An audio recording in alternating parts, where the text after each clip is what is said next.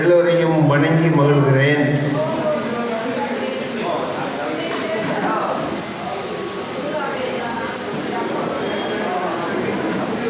இப்போது பட்டிமன்றம் தொடங்குகிறது.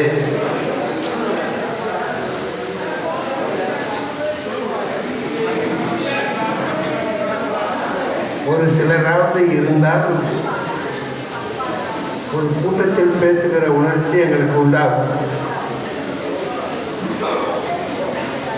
என்ன மழை விட்ட நேரம் பார்த்து எல்லாரும் போயிட்டாங்கன்னா சங்கடமாகும்.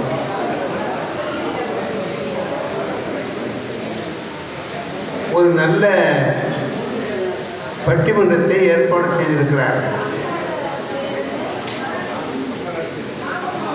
இது தலைப்பு திருக்குறள்ல பட்டிமன்றம் நடக்குது.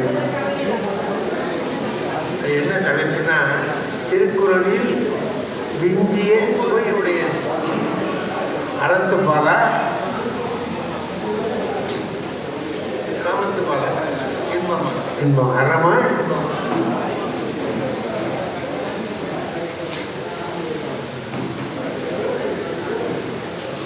திருக்குறளில் அறத்துப்பால் தான் தொடக்கம், பொருட்பால் அடுத்து, நிறைவாக காமத்துப்பால் இன்பப்பால். இப்படிதான் இப்போ இருக்கிற திருக்குறள் இப்படிதான் இருக்கு. இந்த மாதிரிதான் திருவள்ளுவர் அமைச்சிருப்பார் அப்படின்னு நாம் நம்பலாம். ஆனால் சிலருக்கு வேறு கருத்து உண்டு. அவர் இன்பத்து பாலில் தான் தொடங்கியிருப்பார் என்று சொல்லுகிறவர்கள் உண்டு. அது எப்படி இருக்கட்டும், இருக்கிறது அறம் பொருள் இன்பம், அதுதான் ஏற்றுக்கொள்ளப்பட்டது. அதனால அதை பற்றி தான் நாம் பேசுகிறோம். அறம் வலியுறுத்தப்படுகிறதா, அறத்தை பற்றி அவர் சொல்கிற செய்திகள் சுவையாக இருக்கா, சுவையுடையதுன்னு கேட்டிருக்காங்க. அறத்தை பற்றி அவர் சொல்லுகிற கருத்துக்கள் சுவையாக இருக்கா, இல்லை இன்பத்தை பற்றி அவர் சொல்லுகிற செய்திகள் சுவையாக இருக்கா அப்படின்னு கேட்குறாங்க.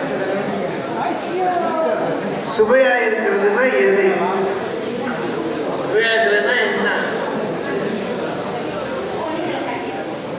படிக்கிற போது கிளைகளும் கூட்டுகிற செய்திகளை சொல்றதா, அந்த செய்திகளை வேற யாரும் சொல்லாத முறையில் அவர் சொல்லியிருக்கிறார் அப்படின்னு ரசிக்கிறதா? ரசிக்கலாம், அப்படி ரசிக்கலாம். யாரும் சொல்லாத சொல்லியிருக்காரு, சொல்லாத செய்தியை சொல்லியிருக்கிறார் அப்படின்னா கூட ரசிக்கலாம். யாரும் சொல்லாத செய்தியை திருவள்ளுவர் ஒரு இடத்துல சொல்லியிருக்காரு. உலகத்தில் எந்த கவிஞனும் நாம் அனுபவிக்கிற சுவையை உதாரணம் சொல்லி விளக்கியது கிடையாது. அதுலயும் சும்மா திங்கிற பொருள் அல்ல. ஒருத்தன் கேட்குறான் அவன் நண்பன்ட்ட, உன் மனைவியோடு சேர்ந்து மிகுந்த இன்பத்தை அனுபவிக்கிறேன்னு சொல்லி சொல்றீடா, அந்த இன்பம் எப்படிப்பட்டதுன்னு கேட்குறான். எவனா சொல்ல முடியுமா? இது சொல்ற விஷயமா அல்லது சொல்ல முடியுமா? நான் அனுபவித்ததை நான் அனுபவித்த மாதிரியே இன்னொருத்தரை என்னால் சொல்ல முடியாது. அதுல இந்த விஷயத்தை யாருக்குமே சொல்ல பகிர்ந்து கொள்ள முடியாதது. அதான் கேட்குறான் அவன், மனைவியோடு சேர்ந்து மகிழ்ச்சியா இருந்த இன்பமா இருந்தங்கிறிய அந்த இன்பம் எப்படிப்பட்டதுன்னு. இது மற்றவர்கள் யாரும் இது சொல்லலை, அந்த மாதிரி சொல்லலை. ஆனால் திருவள்ளுவர் சொல்றார், பதில் சொல்றார். அந்த பதில் ஒரு அற்புதமான பதில்.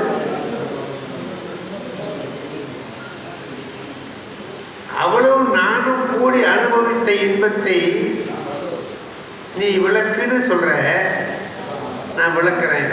எப்படி? தம்மில் இருந்து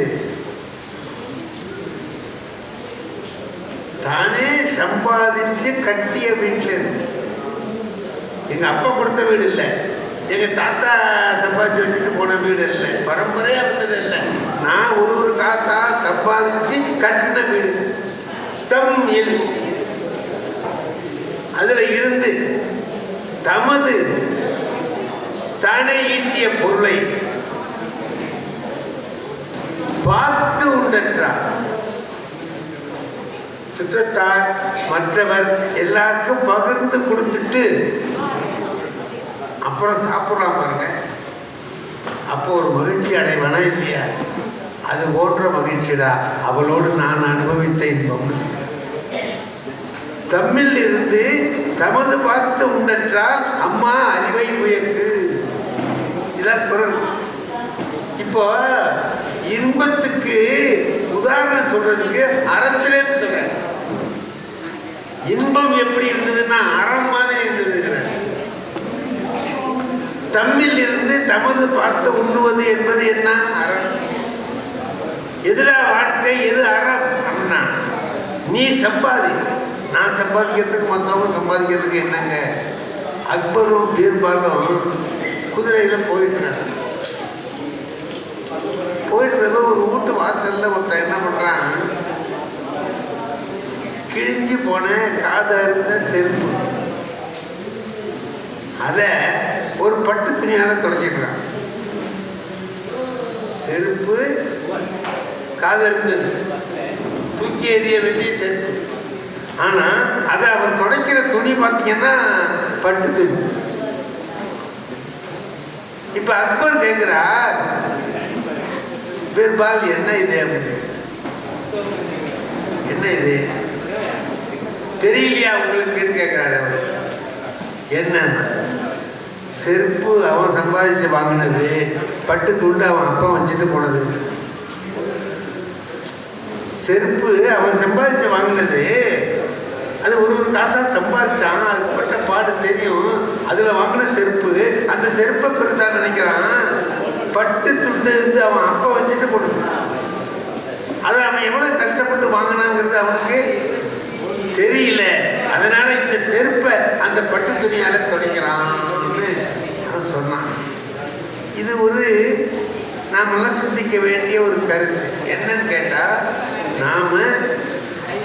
நாமளே கஷ்டப்பட்டு ஒரு பொருளை தேடினால் அதுக்கு மதிப்பு கூட, அதுக்கு மரியாதை அதிகம். நான் ஆத்தியார் வேலைக்கு போய் சம்பாதிக்க ஆரம்பித்த பிறகு நான் வாங்குற சம்பளத்தை அப்படியே கொண்டு எங்கள் அப்பாட்ட கொடுத்துருவேன். அந்த கவரை அப்படியே கொடுத்துருவேன். ஒரு பைசா கூட நான் எடுக்க மாட்டேன், எடுத்துருவேன். வேணும்னா செலவுக்கு வேணும்னா அப்புறம் கேட்டு வாங்கி.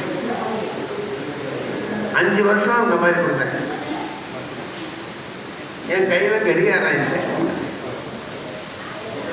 ஹேண்ட் வாட்ச் இல்லை. நான் கேட்டேன், ஒரு கடிகாரம் வாங்கி கொடுங்கப்பா. எனக்கு எங்கள் அப்பா கேட்டாரு, எதுக்கு கடிகாரம்? எதுக்குடா கடிகாரம்? இல்லைப்பா, கையில் கடிகாரம் இருக்க வேண்டாமா? இந்த பாரு, போகிற வழியில் மணிக்கூண்டு இருக்கு, அதில் மணி பார்த்துக்கலாம். இல்லை உனக்கு தெரிஞ்சவங்க கையில் கடிகாரம் கட்டிருப்பான், அவன்கிட்ட கேட்டுக்கலாம். உன் பள்ளிக்கூடத்தில் 4 இடத்துல கடிகாரம் வச்சுருப்பாங்க, அதெல்லாம் பார்த்துக்கலாம். உன் கையில் ஒரு கடிகாரம் இருக்கிற என்ன விஷயமா? அவர் கேட்குறாரு. இல்லைப்பா, பள்ளிக்கூட்டில் எல்லோரும் கட்டியிருக்காங்க, என்கிட்ட தான் இல்லை. எல்லாரும் ஒரு தப்பு போடுறாங்கன்னா நீயும் பண்ணணுமான்னு போட. இப்படி ஏதாவது சொல்கிறாரே தவிர வாங்கி கொடுக்க மாட்டேங்கிறாரு. நான் 6 மாதமாக அவர்கிட்ட கேட்குறேன், 6 மாதமாக கேட்குறேன். சரிப்போ, விட்டு நம்ம கேட்கறது ஒன்று தான், கேட்காம இருக்கிறது ஒன்று தான் அப்படின்னு நான் பாட்டுக்க இருக்கேன். எங்கள் அப்பா துணி கடை வச்சுருக்காரு. நான் கடையில் மாலையில் பள்ளிக்கூடம் முடிஞ்ச உடனே கடையில் போய் இருப்பேன். நான் ஒரு ஓரத்தில் நின்றுட்டு ஒரு சின்ன வியாபாரம் பண்ணிகிட்டு இருக்கேன். அங்கே எங்கள் அப்பா உட்காந்துருக்காரு. உட்காந்துருக்க ஒரு நண்பர்கிட்ட பேசிகிட்டு இருக்கிறார். அவர் நண்பர் அவர்கிட்ட கேட்குறார், அவன் மாதம் சம்பளத்தை வாங்கிட்டு கொண்டு தானே கொடுக்குறான். நானும் பார்த்துக்கிட்டே இருக்கிறேன். 6 மாதமாக அவன் கடிகாரம் கேட்குறான். நீ அது இது நீ ஏதாவது சாப்பிட்டா சொல்லிட்டே இருக்கிற. ஏன் அவன் கடிகாரம் வாங்கி கொடுக்க கூடாதா அப்படின்னு கேட்குறேன். அவருடைய ஃப்ரெண்டு அவரை கேட்குறாரு. அதுக்கு எங்கள் அப்பா சொன்ன பதில் இருக்கு பாருங்க, அருமையான பதில். யோ, என் மகனுக்கு கடிகாரம் வாங்கி கொடுக்க எனக்கு தெரியாத, நீ என்ன நாட்டாமையா நீ வந்து சொல்கிற பய இல்லை. அவனுக்கு கேட்குறான், நானும் பார்த்தேன். இந்த பாரு, எந்த பொருளாக இருந்தாலும் சரி, கேட்ட உடனே கொடுத்துட்டோம்னா அதுக்கு மரியாதை ரொம்ப குறைச்சடாது. அவன் 10 தடவை கேட்கணும், அதுக்காக போராடணும், அதுக்கு பிறகு அதை வாங்கினான்னு வையி பத்திரமா. இதை எங்கள் அப்பா சொன்னார். இப்போ என் பேத்தியோட மகன் இருக்கான், கொண்டு போயிட அவன். அந்த பய என்ன விளையாடுறதுக்கு அவனுக்கு சாமான் பிடிக்கும்னு பார்த்து நான் வாங்கி போகிறேன். அவன் கேட்கவே இல்லை. கேட்காமலே நான் வாங்கி கொண்டு கொடுக்குறேன். காரணம் இப்போ மாறிடுச்சு. அல்ல, பிள்ளைகள் சமயத்தில் கேட்டாலும் கேட்ட உடனே வாங்கி கொடுத்துட்றோம். விளைவு என்ன? மறுநாள் காலையில் கூட சரியாக இருக்காது, உடைச்சி வச்சிடறோம். என்ன காரணம் தெரியுமா? ரொம்ப எளிமையாக கிடைச்சது. எதுவும் எளிமையாக கிடைச்சா அதுக்கு மரியாதை குறைச்சேன், அதுக்கு மதிப்பு குறைச்சேன். சொல்கிறார், தமிழில் இருந்து நீயே காசு போட்டு எல்லாம் உழைச்சி சம்பாரித்து பைசாவை சம்பாரித்து கூடு கட்டி இருந்தீங்கன்னா அந்த வீட்டோட அருமை ஒன்று தெரியும். அந்த வீட்டில் இருந்து தமது பார்த்து உண்டற்றார் பகிர்ந்து கொடுத்து உண்பதை போன்றது அவளோடு நான் அனுபவித்த இன்பம். ஒரு குரல்ல இன்பத்தை சொல்றார், இன்பத்துக்கு நிகராக அறத்தை சொல்றார். அதுதான் திருவள்ளுவர். இன்பத்துக்கு எதிரடா உதாரணம்னா அறத்துல இருந்து உதாரணம் கொடுக்குறார். அரண் வலியுறுத்தல் அப்படின்னே ஒரு அதிகாரம், அரண் வலியுறுத்தல் அப்படின்னு அதிகாரம் இருக்கு. என்னன்னா தர்மம் செய்ய, அவ்வளவுதான். எது அறம்னா எனக்கு இன்னமும் தெரியல. அறம்னா என்னங்கிறது எனக்கு 88 வயசு ஆகுது, இன்னமும் எனக்கு அது புரியல. நான் 1ஆவதுலேயே படித்தேன். அறஞ்செய விரும்பு அமைதி. எங்கள் வாத்தியார் சொல்லிக் கொடுத்தாரு, நானும் மனப்பாடம் பண்ணி அறஞ்செய விரும்பு 60 சினம் அப்படின்னு சொல்லிட்டு இருக்கேனே தவிர அறம் அப்படிங்கிறதுக்கு ஒரு சரியான விளக்கத்தை யாராவது கொடுக்க முடியுமா? ஒன்றுன்னா சொல்லலாம், இது அறம், அது அறம், இது அறம். மொத்தமாக எது அறம்? சுருக்கமாக சொல்லணும். நல்லது செஞ்சா அறம், கெடுதல் செஞ்சா மரம். அறம், இதுதான் அறம். சரி, அறத்தை திருவள்ளுவர் அறத்துப்பாலில் மட்டும் சொல்லலை. அறக்கருத்துகள் அறத்துப்பாலுக்குள்ள மட்டும் இல்லை, பொருட்பாலையும் அற. ஒரு போர் கூட எப்படி செய்யணும்னு சொல்ற, அதுவும் அறம், போர் அறம். வியாபாரம் எப்படி பண்ணுங்கிறதுக்கு அறம் இருக்கு. வியாபாரத்துக்குள்ள அறம் ப்ரொஃபஷனல் எத்திக்ஸ். வியாபாரத்துக்காரன் ஒரு டாக்டர் இந்த தப்பு பண்ணக்கூடாது சார், எங்க ப்ரொஃபஷனல் எத்திக்ஸ் அது இல்லைங்க. அப்போ ஒவ்வொருத்தருக்கும் ஒரு அறம் இருக்கு. ஒரு ஆசிரியர் எப்படி இருக்கணும், மாணவன் எப்படி இருக்கணும், மாணவன் எப்படி இருக்கணுங்கிறதுக்கு ஒரு தர்மம் இருக்கு. நீ இப்படிதான் இருக்கணும். வாத்தியார் சொல்றது அந்த நேரத்தில் தப்பா கூட இருக்கலாம், அப்பவே சொல்லாத, தனியா போய் சொல்லு.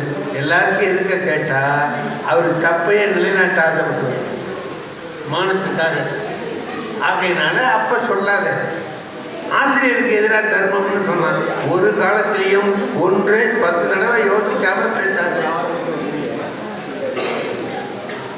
இப்ப 2 சொல்றாரு இல்லையா, ஈவது விளக்கு, ஐயமிட்டு உண் 2 சொல்றாரு இல்லையா. அது மாதிரி இதுக்கும் சொல்லுவார், அதுக்கும் சொல்லுவார். இப்படி இருக்கு. இப்ப நாம என்ன பண்றோம், ஒரு பட்டிமன்றம்னு வச்சு அதுல சிந்தனை பண்றோம். என்னன்னா, அறக்கருத்துக்களையும் சொல்லியிருக்கிறார், இன்ப கருத்துக்களையும் சொல்லியிருக்கிறார். 2ஐயும் திருவள்ளுவர் சொல்றார். இன்பத்து பாலில் அவர் சொன்ன செய்திகள்லாம் பார்த்தீங்கன்னா ரொம்ப உயர்ந்த செய்திகளா. அதாவது காமத்தை பற்றிலாம் பேசுறார், ரொம்ப உயர்ந்த நிலையில நின்று அவைகளெல்லாம் சொல்றேன். கீழே போய் சொல்லலை. நான் சொன்ன பாருங்க, 2 பேரும் சேர்ந்து அனுபவித்த இன்பத்தை கூட அவரால் பேச முடியும். அதை எப்படி பேசணுமோ அப்படி பேசுறார். அதுதான் திருவள்ளுவருடைய நெறி. உலகத்தில் அறத்தை இப்படி சொன்னவர்கள் வேறு யாரும் இல்லை. அவ்வளவு எளிமையா, அவ்வளவு அழகா, அவ்வளவு பொருத்தப்படியா மனிதர்கள் கேட்டு நடக்கும்படியா மனிதர்கள் எப்படி இருக்காங்களோ அவங்களுக்கு தகுந்த மாதிரி சொல்லி வாழ்க்கையை நடத்த சொல்லி சொல்லியிருக்கிறாங்க. அதை இப்போ நாம் ஒரு பட்டிமன்றமாக வச்சு, ஏன்னா எதாக இருந்தாலும் ரொம்ப நேரம் நடத்த முடியாது, ஒரு அளவு இல்லையம்மா. இப்போ நம்மளாம் எத்தனை நிமிஷம் பேசலாம்னு தெரியும். ஒவ்வொருத்தருக்கும் எவ்வளோ நேரம் கொடுக்கலாம் நீங்கள் சொல்லுங்கம்மா.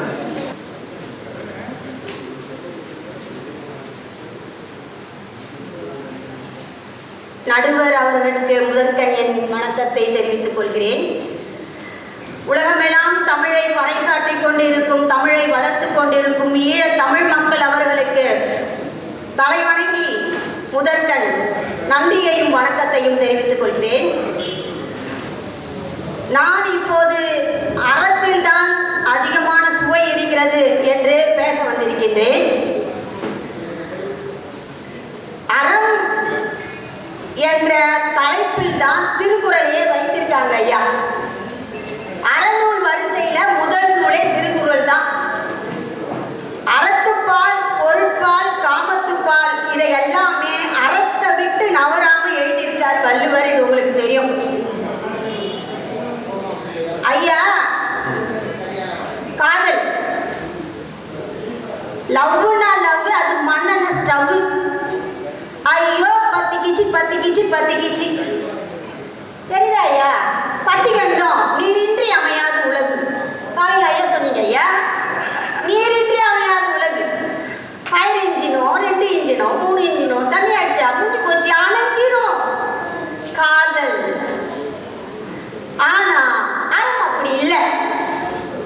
அறம் இருக்கிறதே செவி சுவை, சொற்சுவை, பொருட்சுவை. இதை நீ கடைப்பிடிச்சினா வாழ்க்கையே சுவை இருக்குதா ஐயா? இப்போ அறம் என்பத வள்ளுவர் என்ன சொல்ற? மனத்துக்கண் மாசிலன் ஆதல் அனைத்தரன் ஆகுல வீரபிற. மனசுல மாசு இல்லாம இருக்கிறானே அதுதான் அறம், மற்றதெல்லாம் வெறும் ஆடம்பரம். ஆக மனசு சுத்தமா இருக்கணும். உள்ளமே பெருங்கோயில், மூணுடம்பு ஆலயம், வள்ளல் பிரானாருக்கு வாய் கோபுர வாசல், தெல்ல தெளிதாருக்கு சிவனே சிவலிங்கம். ஐயா, உள்ளம் அது நல்லா இருந்தா வாழ்க்கை இனிக்கும். இததான் முதல்ல சொல்றாரு வள்ளுவர். அதுக்கு அடுத்தது நம்ம பார்க்க போனோம்னா வள்ளுவர் எதுலையுமே சமரசம் ஆகுறதே கிடையாது ஐயா. நம்மளுடைய சமயங்கள் கூட இந்த பரிகாரம் செய்தா இது முடியும். அடுத்தவன் சொத்தை அள்ளி கொட்டிக்கிட்டா 1000 பேருக்கு அன்னதானம். அடுத்தவன் பொண்டாட்டிய கை பிடிச்சிக்கிட்டா 1000 பேருக்கு சேவகம் பண்ண போறோம். ஆமா, அந்த மாதிரி எல்லாத்துக்கும் ஒரு ஒரு அப்ப அந்த வேலையை செய்யணும்னா ஒரு 6 சேவை வாங்கி அப்படின்னு சமயங்கள் சொல்லி இருக்குது ஐயா. ஆனா வள்ளுவர் சமரசமே இல்லை. நீ ஒரு பாவம் செய்தினா அந்த கேடு உன்னை எப்படி சுத்தம் தெரியுமா? உன் நிழல் உன்னை எப்படி பிரியாமல் சுத்தி கொண்டே இருக்குமோ அந்த மாதிரி கேடு உன்னை அழிக்கும் வரை சுத்தி கொண்டிருக்கும். அச்சம் இல்லையா? முற்பகல் தப்பு செஞ்சா பிற்பகல் உன்னை தேடி கொள்ளும் அப்படின்ற யாருக்கும் தெரியாது. அப்படி மனசால துரோகம் செய்வோம் அப்படின்னு நினைச்சா உள்ள இருக்கிற 5 பூதங்களும் உன்னை பார்த்து சிரிக்கும்ன்ற. இதை விட என்ன வேணும் சுவை? வாழ்க்கை சுவையாக இருக்கணும் அப்படின்னா அறம் இல்லாம நம்ம வாழ்ந்தோம்னா முடியவே முடியாது அப்படின்றது தான் வள்ளுவருடைய பெருங்கருத்து. சரிங்க ஐயா. இல்லறம் இல்லறம் நல்லறம் சொல்றாரா? அந்த இல்லறத்துல மனையாள் எப்படி இருக்கிறான்? தற்காத்து தற்கொண்டான் பேணி தகை சார்ந்த சொற்காத்து சோர்விலால் பெண். அதுல ஒரு வார்த்தை சொல்றாரு பாருங்க, சோர்விலால். அப்ப மனைவி இருக்காளே கணவனுக்காக எங்கேயுமே சோர்ந்து போக மாட்டா அப்படின்றத சொல்றதுக்காக தான் சோர்விலாள் அப்படின்னு வைக்கிறார். அடுத்தது சொல்றாரு ஐயா, அந்த கற்பு இருக்குது இல்லையா, பெண்ணின் பெருந்தக்க யாவுல இல்லையா, கற்பெனும் திண்மை உண்டாக பெறும். திண்மை ஐயா, திண்மை அந்த இருந்தா அவளை விட சிறந்தது அந்த கணவனை விட சிறந்தது யாருமே இல்லை அப்படின்னு அந்த பெண்ன்றவளை பத்தி சொல்லியிருக்கிறார் ஐயா. அது மட்டும் இல்லையா, இப்போ ஒரு மகனை பத்தி சொல்ற, தந்தை மகனுக்கு காட்டும் நன்றி. ஐயா அந்த வார்த்தை பாருங்க, நன்றி. மகனுக்கு காட்டும் நன்றி அவயத்தில் முந்தி இருக்க செயல். சரி, எல்லாரும் அவையிலையும் பையன் முன்னாடி நிற்கணும். நினைச்சு பார்த்தா பிரிந்து கொண்டே போகையா சுவை, வாழ்க்கை சுவை, இன்ப சுவை இல்லை, அதை அடங்கிட்டா முடிஞ்சிடும். ஆனா இது வாழ்க்கை சுவை. அடுத்தது சொல்ற, அதே மகன் தந்தை காட்டும் உதவி. ஐயா அதே மகன் தந்தை காட்டும் உதவி, அது என்ன ஐயா, இவன் அப்பா எண்ணூற்றான் போல் என்ன நோன்பு செய்தானோ இந்த பையனை பெற்றுக்கிறதுக்கு அப்படின்னு நினைக்கணும். ஆனா அந்த புள்ள என்ன செய்யுது ஐயா, என் நன்றி கொண்டாருக்கும் உய்வு உண்டா உய்வில்லை, செயலன்றி கொண்ட மகற்கு அப்படின்னு பையனை சொல்றாரு. ஆக மகன் அப்பா நன்றியோட இருக்கார். தன் ஆண்மகன் இந்த உலகத்துல காட்டினாலே பையன் உதவி செய்ய தயாரா இல்லை, செய் நன்றி மறந்தான் இல்லையா. அதனால சொல்றார் அந்த குரல் இல்லையா ஐயா, சினம்னு சொல்ல வார்த்தை சொல்றாரு ஐயா. தன்னையே அழிச்சிடும், தன்னையே கொன்னுடும், ஆனா கூட இருக்கிறவங்களையும் சுட்டுடும், தீ அப்படின்னு சொல்றாரு. கடைசியா ஒண்ணு சொல்றேன் ஐயா, நாக்கு. தீயினால் சுட்ட புண் உள்ளாரும் ஆறாதே நாவினால் சுட்ட வடு. ஐயா நாக்கு எங்க இருக்குது ஐயா, தீயுக்கு அந்த தண்ணீருக்குள் நின்று கொண்டே வேர்க்கின்றது. அந்த மாதிரி தண்ணியில நிக்குது ஐயா நாக்கு, அது சுடுது. அது தீ இருக்கு இல்லையா, தீயால பட்டது கூட ஆறிடுது, ஆனா உள்ளார சுட்டது யாருக்குமே தெரியாது. நாக்கு அந்த வேலையை பார்க்குது ஐயா. அதை விட சுவையானது இருக்க முடியுமா? அறம்தான் ஒரு வாழ்க்கைக்கு சுவையை தருகிறது, ஒரு மனிதனை நேர்மையா நடத்துது. அறத்தில் வாழக்கூடிய தலைவர் அவர்களே, நடுவர் அவர்களே, அறம்தான் வள்ளுவத்தில் சுவையானது என்று தீர்ப்பளிப்பீர்கள் என்று நம்பி விடைபெறுகிறேன். என் மேலே நம்பிக்கை இல்லைன்னா பேச்சை நிறுத்தியே இருக்க மாட்டாங்க, வாடுக பேசிக்கிட்டு. ரொம்ப அருமையான கருத்துக்களை சொன்னாங்க, நல்லா சொன்னாங்க. அறம் இல்லாமல் எதுவுமே இல்லை. குடும்பம் நடத்துறத கூட திருவள்ளுவர் அறம்னு தானே சொல்கிறார். இல்லை அறம். துறவு போகிறான், அதுவும் அறம் தான். துறவு அறம். துறவியாக நடந்துக்கணும், இல்லறத்தானா நடந்துக்கணும். இவனுக்கு இது தர்மம், அவனுக்கு அது. ரெண்டு பேரும் தர்மத்தோடு நடக்கணுங்கிறத சொல்கிறார். சரி, இப்போ இல்லை இன்பத்து பாலில் தான் நிறைய சுவையான விஷயங்கள்லாம் நிறையா இருக்குன்னு சொல்கிறதுக்காக எங்கள் ஐயா அருள் வேறு பேரில் ஆதிரன் அவர்கள் வருகிறார்கள். அவர்களை பேசுமாறு அன்போடு கேட்டுக்கொள்கிறேன். 5 நிமிஷம். தாய் தமிழுக்கு வணக்கம். பட்டிமன்ற தலைவர், உலக மக்களின் அன்பிற்கு பாத்திரமான நகைச்சுவை தென்றல் சண்முக வடிவேல் ஐயா உள்ளிட்ட அவையினர் அனைவரையும் வணங்கி மகிழ்கிறேன். இந்த வரலாற்று சிறப்பு வாய்ந்த யாழ்ப்பாணத்தில் எனது தாய் தமிழ் உறவுகளாகிய உங்கள் அனைவரையும் சந்தித்ததில் பெருமகிழ்ச்சி அடைகிறேன். நடுவர் அவர்களே, இப்போ எதிரணியில் முனைவர் சுசித்ரா பேசினாங்க. அறம் நிறைய கருத்து அடுக்கிக்கிட்டே வந்தாங்க.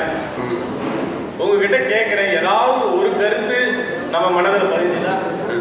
ஒன்றும் பதியல. அவங்களுக்கு தலைப்பிலே ஒரு குழப்பம் இருக்கு, அதை நான் விளக்குறேன். அவங்களுக்கு எல்லாம் சொல்லிக்க என்ன விரும்புறேன்னா, அறம் எனப்பட்டதே இல்வாழ்க்கை, இல்வாழ்க்கையின்றி அறம் இல்லை. அறம் இல்வாழ்க்கையின் ஒரு பகுதி அப்படின்னு நான் சொல்லல, திருவள்ளுவரே சொல்லியிருக்கிறாரு. அரண் எனப்பட்டதே இல்வாழ்க்கையாக்கும் பிறன் வழிப்பதில்லாயின் நன்று அப்படின்னு. இப்ப 3 பால்களுக்கும் பொதுவானது அறம். அறத்துப்பால், பொருட்பால், இன்பத்துப்பால். இது 3 பாலுக்கும் பொதுவானது அறம். ஆனா இங்க கேள்வி என்ன? திருக்குறளில் விஞ்சிய சுவையுடையது அறத்துப்பாலா காமத்துப்பாலா? ஆனா அவங்க என்ன சொல்றாங்க? ஒரே ஒரு சுவையை எடுத்துக்கிட்டு அறம்னு பேசுறாங்க. இந்த பக்கம் காமத்துப்பால்ல இன்பம் மட்டும்தான் இருக்குதுன்னு பேசுறாங்க. அப்படி இல்லை.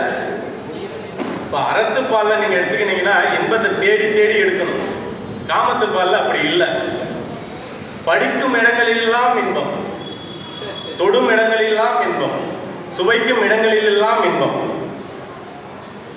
ஆனா அப்படி பாருங்க, அந்த பக்கம் பாருங்க, அறத்துப்பால்ல அறம் என்ற ஒரு சுவை மட்டும்தான் இருக்குது. வேற எந்த சுவையும் நீங்க அறத்துப்பால்ல பார்க்க முடியாது. ஆனா காமத்துப்பால்ல அப்படி இல்லை. இலக்கிய சுவையில் தொடங்கி காதல் சுவை, ஊழல் சுவை, முரண் சுவை, ஓமை அழகு, நுட்ப கருத்து, சீர்திருத்த கருத்து, இப்படி எண்ணற்ற கருத்து இருக்குது. அதனாலதான் இந்த 3 பால்களை காட்டிலும் காமத்துப்பால் ஒரு படி மேல நிற்குதுன்னு நான் சொல்றேன். சொல்லுங்க. முதல்ல காதல் சுவை எடுத்துக்கணும் நடுவர் அவர்களே. இப்ப அன்பும் இன்பமும் நிறைந்த ஒரு மன உணர்வு தான் காமம். இது எல்லா மனிதருக்கும் தேவையான ஒன்று இல்லைங்களா? அதைத்தான் திருவள்ளுவர் என்ன சொல்றாருன்னா, உள்ள கழித்தலும் காண மகிழ்தலும் கல்லுக்கில் காமத்திற்குண்டு. அதாவது சில பேரை பார்த்தாலே ஏண்டா பார்த்தோன்னு இருக்கும். ஆனா சில பேரை நினைச்சாலே நமக்கு ஒரு மகிழ்வு வரும், பார்த்தாலே ஒரு மகிழ்வு வரும். நடுவர் அவர்கள் போன்றவர்கள் நினைச்சாலே நமக்கு ஒரு மகிழ்ச்சி வருது இல்ல? அதை போலவே நினைத்த பொழுதிலேயே ஒரு களிப்பும், பார்த்த பொழுதிலேயே ஒரு பரவசமும் கல்லுக்கு கூட இல்லை, ஆனா காமத்திற்கு உண்டு அப்படின்ற ஒரு சிறப்பை 2 வரிகள்ல சொல்றார். அவரே இன்னொரு குறள் என்ன சொல்றார்? மலரினும் மெல்லியது காமம், சிலர் அதன் செவ்வி தலைப்படுவார். அப்ப அனிச்ச மலரை காட்டிலும் காமம் என்பது மென்மையானது. அதன் பயனை நடுவர் போன்றவர் ஒரு சிலரே அறிந்து பயன் பெற்றிருப்பாங்கன்னு நான் நினைக்கிறேன். அப்ப இல்வாழ்க்கைக்கு அவசியமான இந்த காதலும் காமமும் ஒதுக்கப்பட வேண்டியதல்ல. அதைத்தான் பாரதி என்ன சொல்லியிருக்கார்? காதலினால் மானுடருக்கு கலவியுண்டாம், கலவையிலே மானுடருக்கு கவலை தீரும், காதலினால் மானுடருக்கு கவிதை உண்டாம், கானம் உண்டாம், சிற்ப முதல் கலைகள் உண்டாம், ஆதலினால் காதல் செய்வீர் உலகத்தீரே. பாரதி சொன்ன கூற்று. அது மட்டுமா, கவியரசு கண்ணதாசன் என்ன சொல்றார்? இந்த 3 பால்கள்ல அறத்துப்பால், பொருட்பால், காமத்துப்பால்ல காமத்துப்பாலை தான் நீங்க முதல்ல வைக்கணும்னு கவியரசு கண்ணதாசனே சொல்றாரு. சரி, சங்க பாடல்கள் எடுத்துக்கோம். சங்க பாடல்கள் நிறைய இருக்கு, ஆயிரக்கணக்கான பாடல்கள். அதுல எல்லார் மனதிலையும் பதியக்கூடிய ஒரு பாடல் நமக்கு என்ன ஞாபகம் வருதுன்னா, யாயும் ஞாயும் யாராகியரோ எந்தையும் நுந்தையும் எம்முறை கேளீர், யானும் நீயும் எவ்வழி அரிதும் செம்புல பெயர் நீர் போல அன்புடை நெஞ்சம் தாங்கலந்தனவே. இந்த 5 வரியும் தொடாத இலக்கியவாதிகளே இருக்க மாட்டாங்க. அதுக்கு காரணம் என்ன? ஒரு அன்றாட நிகழக்கூடிய ஒரு காதல் உணர்வை ஒரு ஓமையில ஏற்றி சொன்னதால, ஒரு சிறந்த சொல்லாட்சி கொண்டு எழுதப்பட்ட பாடலால இன்னைக்கும் இலக்கியத்துல நிக்குது. இது குறுந்தொகையில 40வது பாடலா தலைவன் குன்றா வருது. இதுக்காவது 5 வரி தேவைப்பட்டது. ஆனா திருக்குறள் அப்படி இல்லை, 2 வரியில சொல்றார்.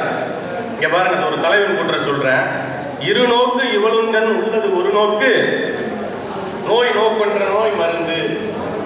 அதாவது காதலி கிட்ட 2 பார்வை இருக்குதான். அப்படியே பார்த்துட்டு போறா, இவனுக்கு காதல் நோய் பத்திக்கிச்சு. அங்க கொஞ்சம் தூரம் போயிட்டு அப்படி திரும்பி பார்க்கறா, அதே காதல் நோய் போயிடுச்சு. என்ன ஒரு விந்த பாருங்க. ஒரு தலைவி கூட்டிருப்பான், நெஞ்சத்தால் காதலவராக வெய்துண்டல் அஞ்சுதும் வேவாக்கரிது. அதாவது தலைவி சொல்றா, என் நெஞ்சில என் காதலன் குடியிருக்கிறான், நான் ஏதாவது சூடா சாப்பிட போய் அந்த சூடு என் காதலனை பாதிச்சிடும், அதனால நான் எந்த ஒரு சூடான பொருளையும் நான் சாப்பிட மாட்டேன் அப்படின்னு சொல்றேன். என்ன ஒரு இலக்கிய சிந்தனை பாருங்க, 2 வரியில. இன்னொன்னு சொல்றேன் பாருங்க, இது நடுவர் அவர்களுக்கு மிகவும் பிடித்த குறள். ஏன்னா அனுபவிச்சு ரசிச்சிருக்கிறார். பாலோடு தேன் கலந்தற்றே பனிமொழி வாழை இரு கூறிய நீர். இங்க பாருங்க, பணிவோடு பேசுகின்ற காதலியின் மென்மையான பற்களுக்கிடையே ஊறி வந்த நீரானது அந்த பாலோடு தேன் கலந்தா என்ன ஒரு சுவை இருக்கும், அந்த சுவையை கொடுக்கக்கூடியது. என்ன நடுவர் அவர்களே?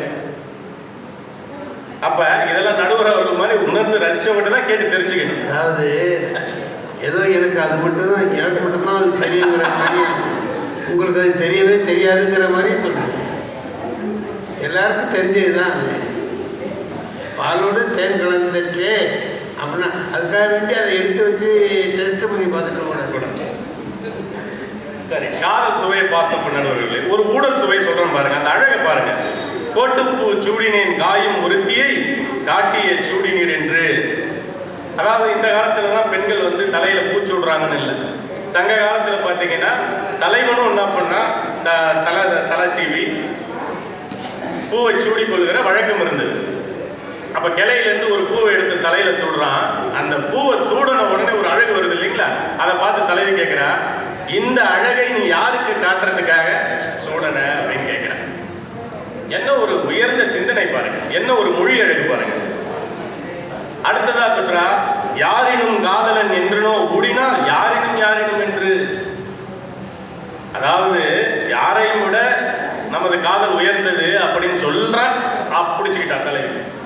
அப்ப யாரை விட என்ன போது, யாரை விட அப்ப அந்த யாரோ ஒருத்தவங்க இருக்கிறாங்கல்ல அப்படின்னு பிடிச்சுக்கிட்டான். அப்ப இந்த மாதிரி ஒரு சின்ன சின்ன ஊடல் வந்து வாழ்க்கைக்கு எவ்வளவு அவசியம்ன்றத ரெண்டே வரிகள்ல எவ்வளவு ஒரு உயர்ந்த மொழிநடையில திருவள்ளுவர் சொல்லியிருக்கிறார். அதுவும் இந்த காமத்து பால்ல தான் பார்க்க முடியல, அறத்துப்பால்லையோ பொருட்பால்லையோ நீங்க பார்க்க முடியாது. சரி, அடுத்ததா ஒண்ணு சொல்றேன். தும்ம செருப்ப அழுதால் நுமருள்ளல் எம்மை மறந்தீரோ என்று. அதாவது ஒரு சின்ன விஷயம்தான், நமக்கு அன்றாட தும்மல் வரும். அந்த தும்மலை அவன் மறைக்கிறான் தலைவன். அதுக்கு சொல்றா, நீ யாரையோ நினைக்க போய் தானே அந்த தும்மல் வருது. அந்த தும்மலை நீ மறைச்சி அந்த யாரை நீ ஞாபகப்படுத்துறியோ அவளை வந்து என்கிட்ட இருந்து மறைக்கிற இல்லைன்னு பிடிச்சிக்கிட்டான். பாருங்க, இப்படியான ஒரு நல்ல ஊடல் சுவையை கொண்டது தான் இந்த இல்வாழ்க்கையினுடைய அடிப்படை. ஊடலும் காமமும் இல்வாழ்க்கைக்கு அடிப்படை இல்லைங்களா? அதைத்தான் திருவள்ளுவர் என்ன சொல்றாரு, ஆகவே திருவள்ளுவர் என்ன சொல்றாருன்னா, உணலினும் உண்டது இனிது குரல் அறல் இனிது காமம் உணர்தலின் ஊடல் இனிதுன்னு சொல்றாரு. அதாவது உண்பதை காட்டிலும் உண்ணுண்டதை செரித்தல் இன்பம். அதை போலவே காமத்தில் கூடி பெறும் இன்பத்தை விட கூடி பெறும் இன்பம் சிறந்ததுன்னு சொல்றார். அதனால இந்த காமத்துப்பால அன்றாட வாழ்விலிருந்து நம்ம ஒதுக்க வேண்டிய அவசியம் இல்லை. சரி, ஒரு முரண் சுவையை சொல்றேன் பாருங்க. அதாவது இதுல என்னன்னா, விஞ்சிய சுவையுடையது எதுன்னு தான் பேச்சு இல்லைங்களா நடுவர் அவர்களே? அதுல இதுக்காக சொல்லிட்டு வர காதல் சுவை, ஊடல் சுவை, ஒரு முரண் சுவையை சொல்றேன். நீங்கின் தெருவும் குறுக்குங்கால் தன்னென்னும் தீயாண்டு பெற்றால் இவள். அதாவது ஒரு முரண் பாருங்க. நெருப்பு அருகில் வந்தா நமக்கு என்ன சுட செய்யும், விலகி போனா குளிர். ஆனா இங்க அப்படியே தலையீடு இருக்கு. என் காதலி நெருப்பு போன்றவ, அவ என்னை விட்டு தள்ளி போனா குளிர்ந்து இருக்கிறா, அருகில் என்னை விட்டு தள்ளி போனா குளிர்றா, அருகில் வந்தா வெப்பமா இருக்கு அப்படின்னு. அடுத்ததா ஒரு ஊமை அழகு சொல்றேன். எழுதவன் வந்து பார்க்காத போது தலைவி பார்த்து சிரிக்கிறா, இவன் பார்க்கும்போது வந்து நிலத்தை பார்க்கறான். இதுதானே இதனுடைய பொருள் நடுவர் அவர்களே. ஆனா இதுல என்ன நுட்பம்னு பாத்தீங்களா, இவன் பார்க்காத போது அவன் பார்க்கறாள், அது எப்படி இவனுக்கு தெரிஞ்சது? அதுதானே நுட்பம். அதுதான் இப்படி. அதுக்கு என்ன பதில்னா, நான் பார்க்காத போது உன்னை பார்த்துக்கிட்டு தான் இருக்கிறேன், ஆனா உன்னை பார்க்காத மாதிரி நான் பார்த்துக்கிட்டு இருக்கேன். அதனாலதான் நீ பார்க்கறது எனக்கு தெரிஞ்சது. அதனாலே சரி, நானும் எவ்வளவு நாளை தான் பார்த்துக்கிட்டு இருக்குது, நீயும் கொஞ்சம் பார்த்துட்டு போன்னு உன்னை பார்க்காத மாதிரி இருந்தேன் அப்படின்றதான் இதுல ஒரு நுட்பமான கருத்து. அது மட்டும் இல்லாம ஒரு சீர்திருத்த கருத்தும் அதை வச்சிருக்கிறார் காமத்துப்பால். அதாவது சங்ககால அந்த சொற்கள் பார்த்தீங்கன்னா, விதவை, மல்லடி, பரத்தைன்றது வந்து பெண்பார் சொற்கள். இதுல வந்து ஆண்பால் சொற்கள் போட்டு ஏதாவது சங்க பாடல்கள் இருந்ததுன்னா கொஞ்சம் குறைவு தான் சொல்லலாம். ஆனால் திருவள்ளுவர் வந்து பரத்தைக்கு பரத்தன்ற ஆண்பால் சொல் போட்டு ஒன்று எழுதுறாரு. பெண்ணியலார் எல்லாரும் கண்ணின் பொது உண்ப நன்னேன் பரத்தனின் மார்பு. இந்த பரத்தை அப்படின்றத ஒரு ஒழுக்கம் கெட்ட தலைவன் எடுத்து மார்பை நான் தழுவ மாட்டேன் அப்படின்னு தலைவி சொல்றான். அப்ப பாருங்க, இந்த ஒழுக்கக்கேடான விஷயம் என்பது தலைவிக்கு மட்டும் இல்ல, தலைவனுக்கும் அழுத்தம் திருத்தமா சொல்றாரு. இப்படியான காதல் சுவை, ஊடல் சுவை, முரண் சுவை, ஓமை அழகு, சீர்திருத்த கருத்துக்கள் எல்லாம் கொட்டி கிடக்கிற ஒரு பெட்டகம் தான் காமத்துப்பால். ஆனா அறத்துப்பால்ல நீங்க பாத்தீங்கன்னா ஒரே ஒரு சுவை தான், அறம் அறம் அறம், அதுதான் பேச்சு. ஆனா காமத்துப்பால்ல அப்படி இல்லை. அதனால நடுவர் அவர்களே, திருக்குறளில் விஞ்சிய சுவையடைந்து காமத்துப்பாலே காமத்துப்பாலே காமத்துப்பாலே அப்படின்னு அழுத்தம் திருத்தமா ஆணித்தரமா உங்ககிட்ட நான் சொல்லிக்கிறேன். நீங்களும் அதையே முடிவா தருவீங்கன்னு நான் நம்புறேன்.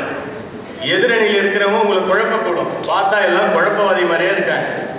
ஆனா அதுக்கெல்லாம் நீங்க ஆட்பட மாட்டீங்கன்னு எனக்கு தெரியும்.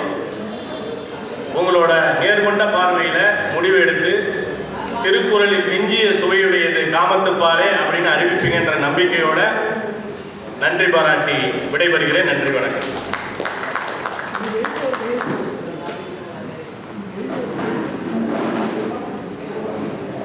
நல்ல சுவையான பாடல்களை எல்லாம் எடுத்து சொன்னார். நேரம் மட்டும் கொஞ்சம் கிடைச்சிருக்கோம்னா அதையெல்லாம் விளக்கி இன்னும் நிறைய வச்சிருக்கிறார்.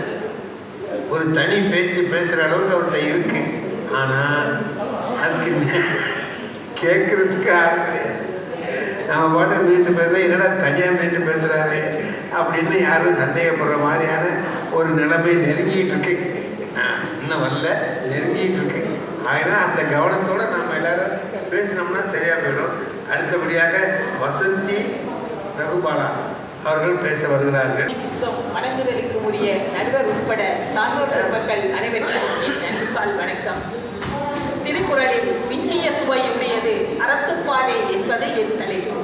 அந்த மைக்கை கொஞ்சம் கீழே இறக்கி தெட்டு தமிழ்நடை சின்னம் சிறிய இரண்டடிகள் அல்லம் தோறும் சுவை உள்ளம் தோறும் உணர்வாகும் வண்ணம் கொள்ளும் அறப்பொருள் இன்பம் அனைத்தும் கொடுத்த திரு வள்ளுவனை பெற்றதால் பெற்றதே புகழ் வையகமே. திரு வள்ளுவனை பெற்றதால் பெற்றதே புகழ் வையகமே என்ற புரட்சி கவியோடு இப்பொழுது நான் எதிரணி கூறிய கருத்துக்கு வருகின்றேன். இல்லறத்திற்கு காதல் அன்பு காணும் என்று கூறுகின்றார். ஒரு இன்று நடப்பது, இன்று எங்கள் நாட்டு நிலைமையில் நடந்து கொண்டிருப்பது என்ன? போன கிழமை திருமணம் நடக்கிறது, இந்த கிழமை விவாகரத்தில் போய்கொண்டிருக்கிறது. அதற்குரிய காரணம் என்ன என்று கேட்டால் அறம் என்பது இல்லாமல் இருக்கிறது. இன்று அந்த திருமணம் இன்று அங்கு இல்லாமல் போய்விடுகின்றது. மற்றது காமத்தை உலகில் வைக்க வேண்டும் என்று கூறுகின்றார்.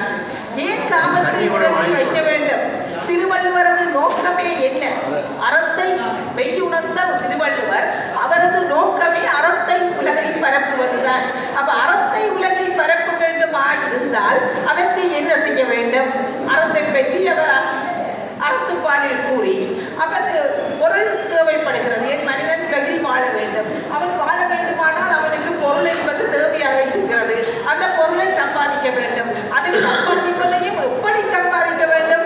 நேர்மையோடு சம்பாதிக்க வேண்டும். அரசோ சமுதாயமோ எல்லாம் நேர்மையாக நடக்க வேண்டும். அதற்காக அதை பொருள் பாலை கொண்டு வந்து ஏன் காமத்து பாலை வள்ளுவர் தர வேண்டும்? வள்ளுவர் காமத்து பாலை வந்து தந்ததனுடைய நோக்கம் என்னவாக இருக்க வேண்டும் என்று நினைக்கிறீர்கள்? மனிதன் எல்லா பருவத்திலும் இருக்கிறான். குழந்தையாயிருக்கிறான், வளர்கிறான், வாலிப பருவம் அடைகிறான். குழந்தை பருவத்தில் அவன் அன்போடு இருக்கிறான். அங்கு அறம் தலைத்துக் கொண்டிருக்கிறது. வாலிப பருவம் வந்ததும் அவனுக்கு அங்கு பாலுணர்வு தூண்டுதல் ஏற்படுகிறது. அது தேவை ஏற்படுகிறது. பாலுணர்வு தூண்டுதல் ஏற்படுகிறது. அது அறம் தேவையாக இருக்கிறது. அப்ப அது என்ன அறம்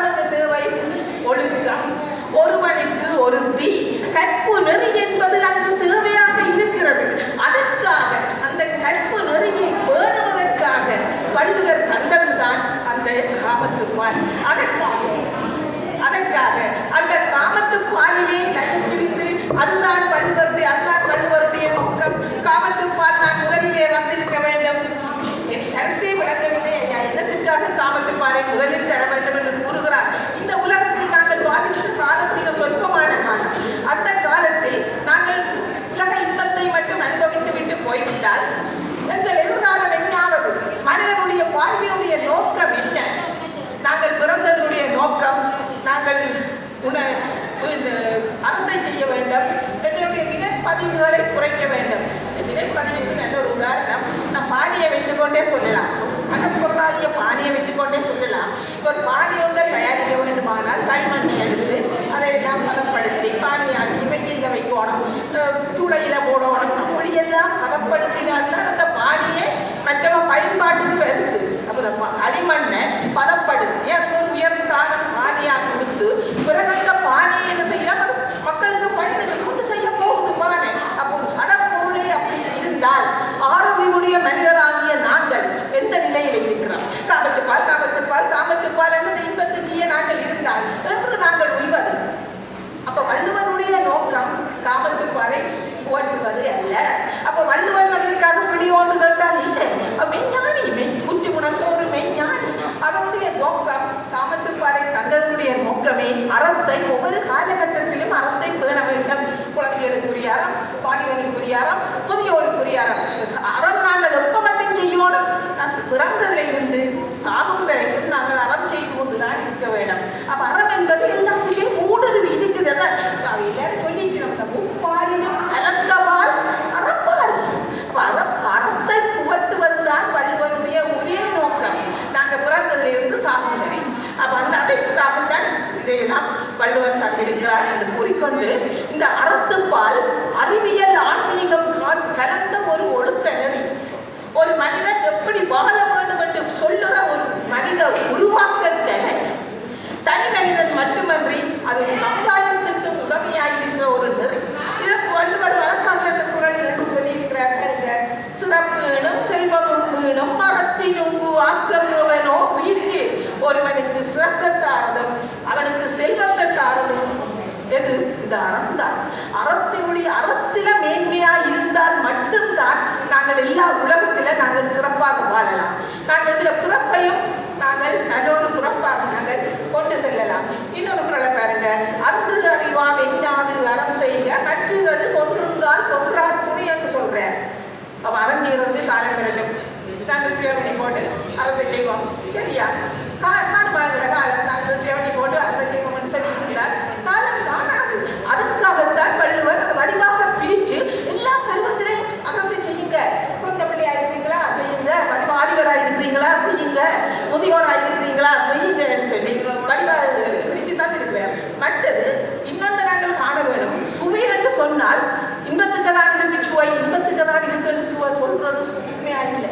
சுவையற்ற அறிந்த இப்போ நாங்கள் ஒரு பலகாரத்தை சாப்பிட்றோம், அந்த வகையான பலகாரம் இருக்கு, அதுலயே நாங்கள் சாப்பிடவில்லை. அதில் இருக்கிற இனிப்பின்ற சுவை எப்படி ஊடுருவி இருக்கோ அதை வச்சுக்கொண்டு நாங்கள் மன்னிக்கிறோம். அதே போலதான் எல்லாத்துலேயும் ஊடுருவி இருக்கு. அறப்பால் காமத்துப்பால் போட்டுப்பால் எல்லாத்துலேயும் அந்த அறம் சுவையாக ஊடுருவி இருக்குது. அப்போ அந்த அறத்தை நாங்கள் தனியை காமத்துப்பால் சுவையை வச்சு கொண்டு சொல்லிடாது. அறிவின்ற மேன்மை, அறிவினுடைய மேன்மை ஒரு வலுவற்ற குரல்ல பாருங்க. அறிவை பற்றி, அறிவுடைமையை பற்றி அவர் சொல்லாத தீய வழியில செல்ற மனிதனை நல்வழியில செலுத்துறதுக்கு அறிவுடைமை, உண்மையான பொருளுக்கு அறிந்ததுக்கு அறிவுடைமை, அறநெறியோட வாழ்றதுக்கு உரிய அறிவுடைமையை தர அப்படி எல்லாத்துலேயும் ஒவ்வொரு குரலாக எடுத்து பார்த்தீங்கன்னு சொன்னா எல்லாத்துக்குள்ளேயும் அந்த அறிவை மேம்படுத்துறதுக்குரிய வழிவகையில தந்திருக்கிறார். அது மட்டுமில்லை, நீங்கள் இல்வாழ்வு, அறம் வலியுறுத்தல், இல்வாழ்வு, துறவு, ஊழ் போன்ற அதிகாரங்களை எல்லாம் எடுத்து பார்த்தீங்கன்னா அந்த அதிகாரங்கள் எல்லாம் என்ன சொல்லியிருக்கு? சிந்தனையை தூண்டுறது. அத்தனை பொருள் தனித்தனி பொருளாக தெளிவொன்று நேரம் இல்லை. அப்போ அத்தனை அதில் இருக்கிற அத்தனை பொருள் என்ன செய்யுது? ஒவ்வொரு மனிதன சிந்தனையை தூண்டுது. அப்போ அந்த சிந்தனையை தூண்டுறது நமக்கு அறிவினுடைய அந்த சுவை. அப்போ சுவை என்றால் தனியாக இதுதான் சுவை இல்லை, எல்லாம் சுவை ஒவ்வொரு மனிதனை பொறுத்தது. இப்போ நான் அவ்வளவு சிந்தனையாக இருக்கட்டா எனக்கு அதுவும் சுவை. ஆனால் இந்த அறிவை பார்க்க இந்த அறிவு கேட்டால் நான் அதை சுவையாக ரசிக்கிறேன். அப்போ சுவை என்றது அவனுடைய மனப்பான்மையை பொறுத்தது. யார் எப்படி எப்படி எந்த விதமாக அந்த சுவையை அனுபவிக்கிறோமோ அதுதான் அமையமைக்குரிய சுவையாக இருக்கும். என்னை பொறுத்தவரையில் நான் அனுபவிக்கிற சுவையெல்லாம் இதே போலதான். ஏன் மெய்யுணர்வு அதிகாரத்தை பாருங்க, அதுல தத்துவ ஞானம் சும்மா கனவுரண்டு ஓடுது தத்துவ ஞானம் ஆனபடியால் நான் என்ன சொல்ல வரணும்னு சொன்னால் ஐயா நிறந்த காட்டுறேன். அப்போ நாங்கள் அன்று அறிவாம் என்னாது அறம் செய்ய மற்றது கொன்றுங்கால் கொன்றா துணி என்று சொல்கிறோம். அதில் திருவள்ளுவர் என்னத்தை சொல்கிறார் என்றால் செயல் செய் செயல் செய் செயல் செய் என்று தான் சொல்கிறார். அப்போ இன்றைக்கு நாங்கள் செய்கிற செயல்தான் நாளைக்கு எங்களுக்கு விளைவாக வரப்போகிறது. அப்போ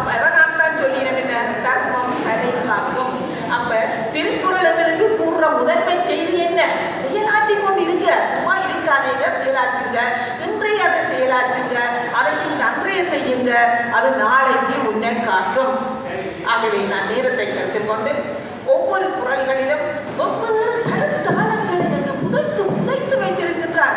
ஒவ்வொரு குரலாக எடுத்து பார்க்கும்போது அந்த சுவை அவ்வளவு அருமையாக இருக்கும். ஆகவே அந்த ஒவ்வொரு குரலிலும் இருக்கின்ற கருத்தாளங்களை புதைத்து அதை சுவைப்பட பிஞ்சிய சுவையாக எங்களுக்கு வள்ளுவர் பெருமான் அறத்துப்பாலிலே பிஞ்சிய சுவையாக தந்திருக்கின்றார் என்று கூறி வாய்ப்பினை தந்த நல்லுள்ளங்களுக்கு நன்றிதனை தெரிவித்து விடைபெறுகின்றேன். நன்றி. வாழ்த்துக்கள்.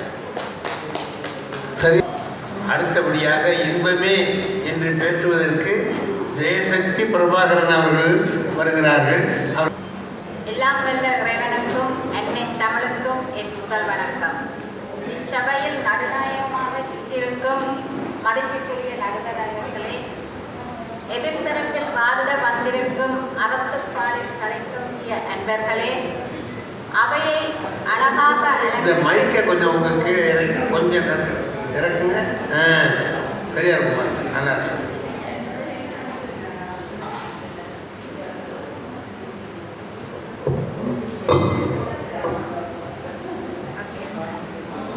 எதிர்த்தரப்பில் வாதிட வந்திருக்கும் அறத்துப்பாலில் தலைத்தோங்கிய அன்பர்களுக்கும், எந்தரப்பில் வாதிட வந்திருக்கும் இன்பத்துப்பாலின் சுவையை தினந்தோறும் அருந்திக் கொண்டிருக்கும் இளைஞர்களுக்கும், அவையை அழகாக அலங்கரித்து வீட்டிருக்கும் பெரியோர்கள், சான்றோர்கள், சிறுவர்கள் அனைவருக்கும் எனது இனிதான வணக்கத்தை தெரிவித்துக் கொள்கிறேன். உலகம் முழுவதும் தமிழ் மொழியின் பெருமையை எடுத்து கூறும் சாகாவரம் பெற்ற நூல் திருக்குறள். அதன் பகுதிகளான அறத்துப்பால், பொருட்பால், இன்பத்துப்பாலிலே விஞ்சிய சுவையுடையது இன்பத்துப்பாலே என எடுத்துரைக்க வந்துள்ளேன். இன்று எதிர்த்தரப்பு அணியினர் பேசியதை கேட்டதும் இந்த தலைப்பில் எனக்கே சிறு மயக்கம் வந்துவிட்டது. திருக்குறளில் அறம் சிறந்ததா காமம் சிறந்ததா என்ற ஒரு நிலைப்பாட்டில் தலையங்கத்தை கொண்டு வந்து விட்டார்கள். ஏனென்றால் அவர்கள் கூறுவது அறம்தான் சிறந்தது என்று. ஆனால் உண்மையில தலையங்கம் என்னென்று சொன்னால் அறத்துப்பாலா இன்பத்துப்பாலா விஞ்சிய சுவையுடையது. எந்த பால் வந்து எங்களுக்கு விஞ்சிய சுவையை தருகிறது என்றதுதான் எங்களோட பட்டிமன்றத்தின் தலைப்பு. அறத்தில் 380 குறள்கள், பொருளில் 700 குறள்கள், இன்பத்தில் ஆக 250 குறள்கள் மட்டுமே தான். ஆனாலும் கடுகு சிறுத்தாலும் காரம் பெரிதல்லவா? எண்ணிக்கையில் குறைவா இருந்தாலும் இதன் சுவையோ யாவற்றிலும் விஞ்சியே இருக்கின்றோம்.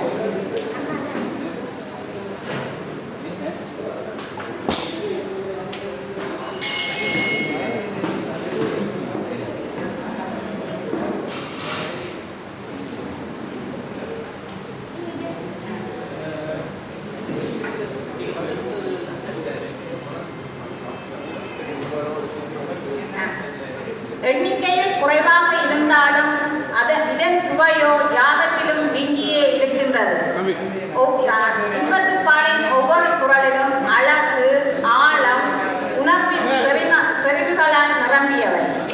மனித உணர்வுகளின் மகத்துவத்தை உணர்த்துவது இன்பத்துப்பாலே ஆகும். காதல், பாசம், கணவன் மனைவி உறவின் இனிமை போன்றவை வாழ்க்கையில் நிலைத்த இன்பத்தை தருவன. மனிதர்கள் நாள்தோறும் அனுபவிக்கும் நிகழ்வுகள் இன்பத்துப்பாலிலே வரும் காதல், பாசம், பிரிவு, அன்பு போன்றவை தான். திருக்குறள் காதலை மிக உயர்ந்த பண்புடனே எடுத்துரைக்கிறது. மனித வாழ்க்கை என்பது உணர்வுகளின் நுண்ணிய கலவை. துன்பத்திலிருந்து நாங்கள் விடுபட எங்களுக்கு இனிமையான வாழ்க்கை தருவ சக்தி வந்து இன்பத்திடம்தான் உள்ளது. இன்பத்துப்பால் வாழ்க்கையின் அந்த உண்மையை, மனித உணர்வுகளின் ஆழத்தையும் காதலின் பல்வேறு பரிமாணங்கள் மூலமாகவும் நமக்கு எடுத்து காட்டுகின்றது. இன்பத்துப்பாலில் ஒரு குறள் கூறுகின்றது: கருமணியின் பாவாய் நீ போதாயாம் வீடும் திருநுதற்கில்லை இடம். அதாவது, என் கருமணிக்குள் இருக்கும் பாவையே, நீ அதை விட்டு விலகி போய்விடு. நான் விரும்பும் என் மனைவிக்கு என் கண்களுக்குள் இருக்க இடம் போதவில்லை என்கின்றான் தலைவன் அங்கே. காதலின் சுவை அங்கே கொட்டி கிடக்கின்றது. ஆதலினால் தான் தன் கண் பாவையை நீக்கிவிட்டாவது தனது காதல் மனைவியை கண்ணுரைத்து வைக்க வேண்டும் என்று காதலன் எண்ணுகின்றான். காமம் என்பது அன்பும் இயல்பாகவே ஏற்படக்கூடிய ஒரு உணர்வு. கண்டு கேட்டு உண்டுயிர்த்து உற்றறிந்து ஐம்புலனும் ஒன்தொடி கண்ணே உள என்று ஒரு குறள் கூறுகிறது.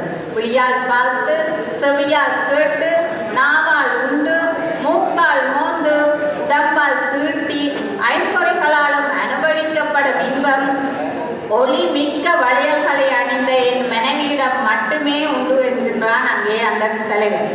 காதலின் சுவையை கூறுவதற்கு இதைவிட வேறென்ன வேண்டும்?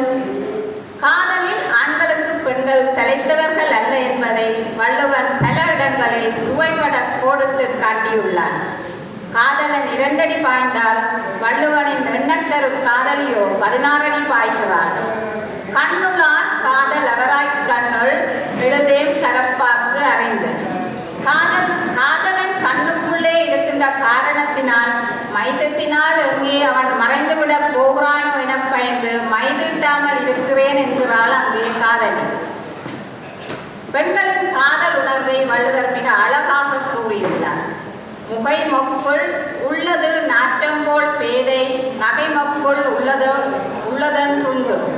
அதாவது மலராத அரம்புக்குள் நறுமணம் எவ்வாறு அடங்கியுள்ளதோ அதுபோலேதான் ஒரு பெண்ணின் புன்னகை என்ற அரம்புக்குள் அவளது காதலனை பற்றிய நினைவுகளும் நிரம்பி இருக்கின்றது.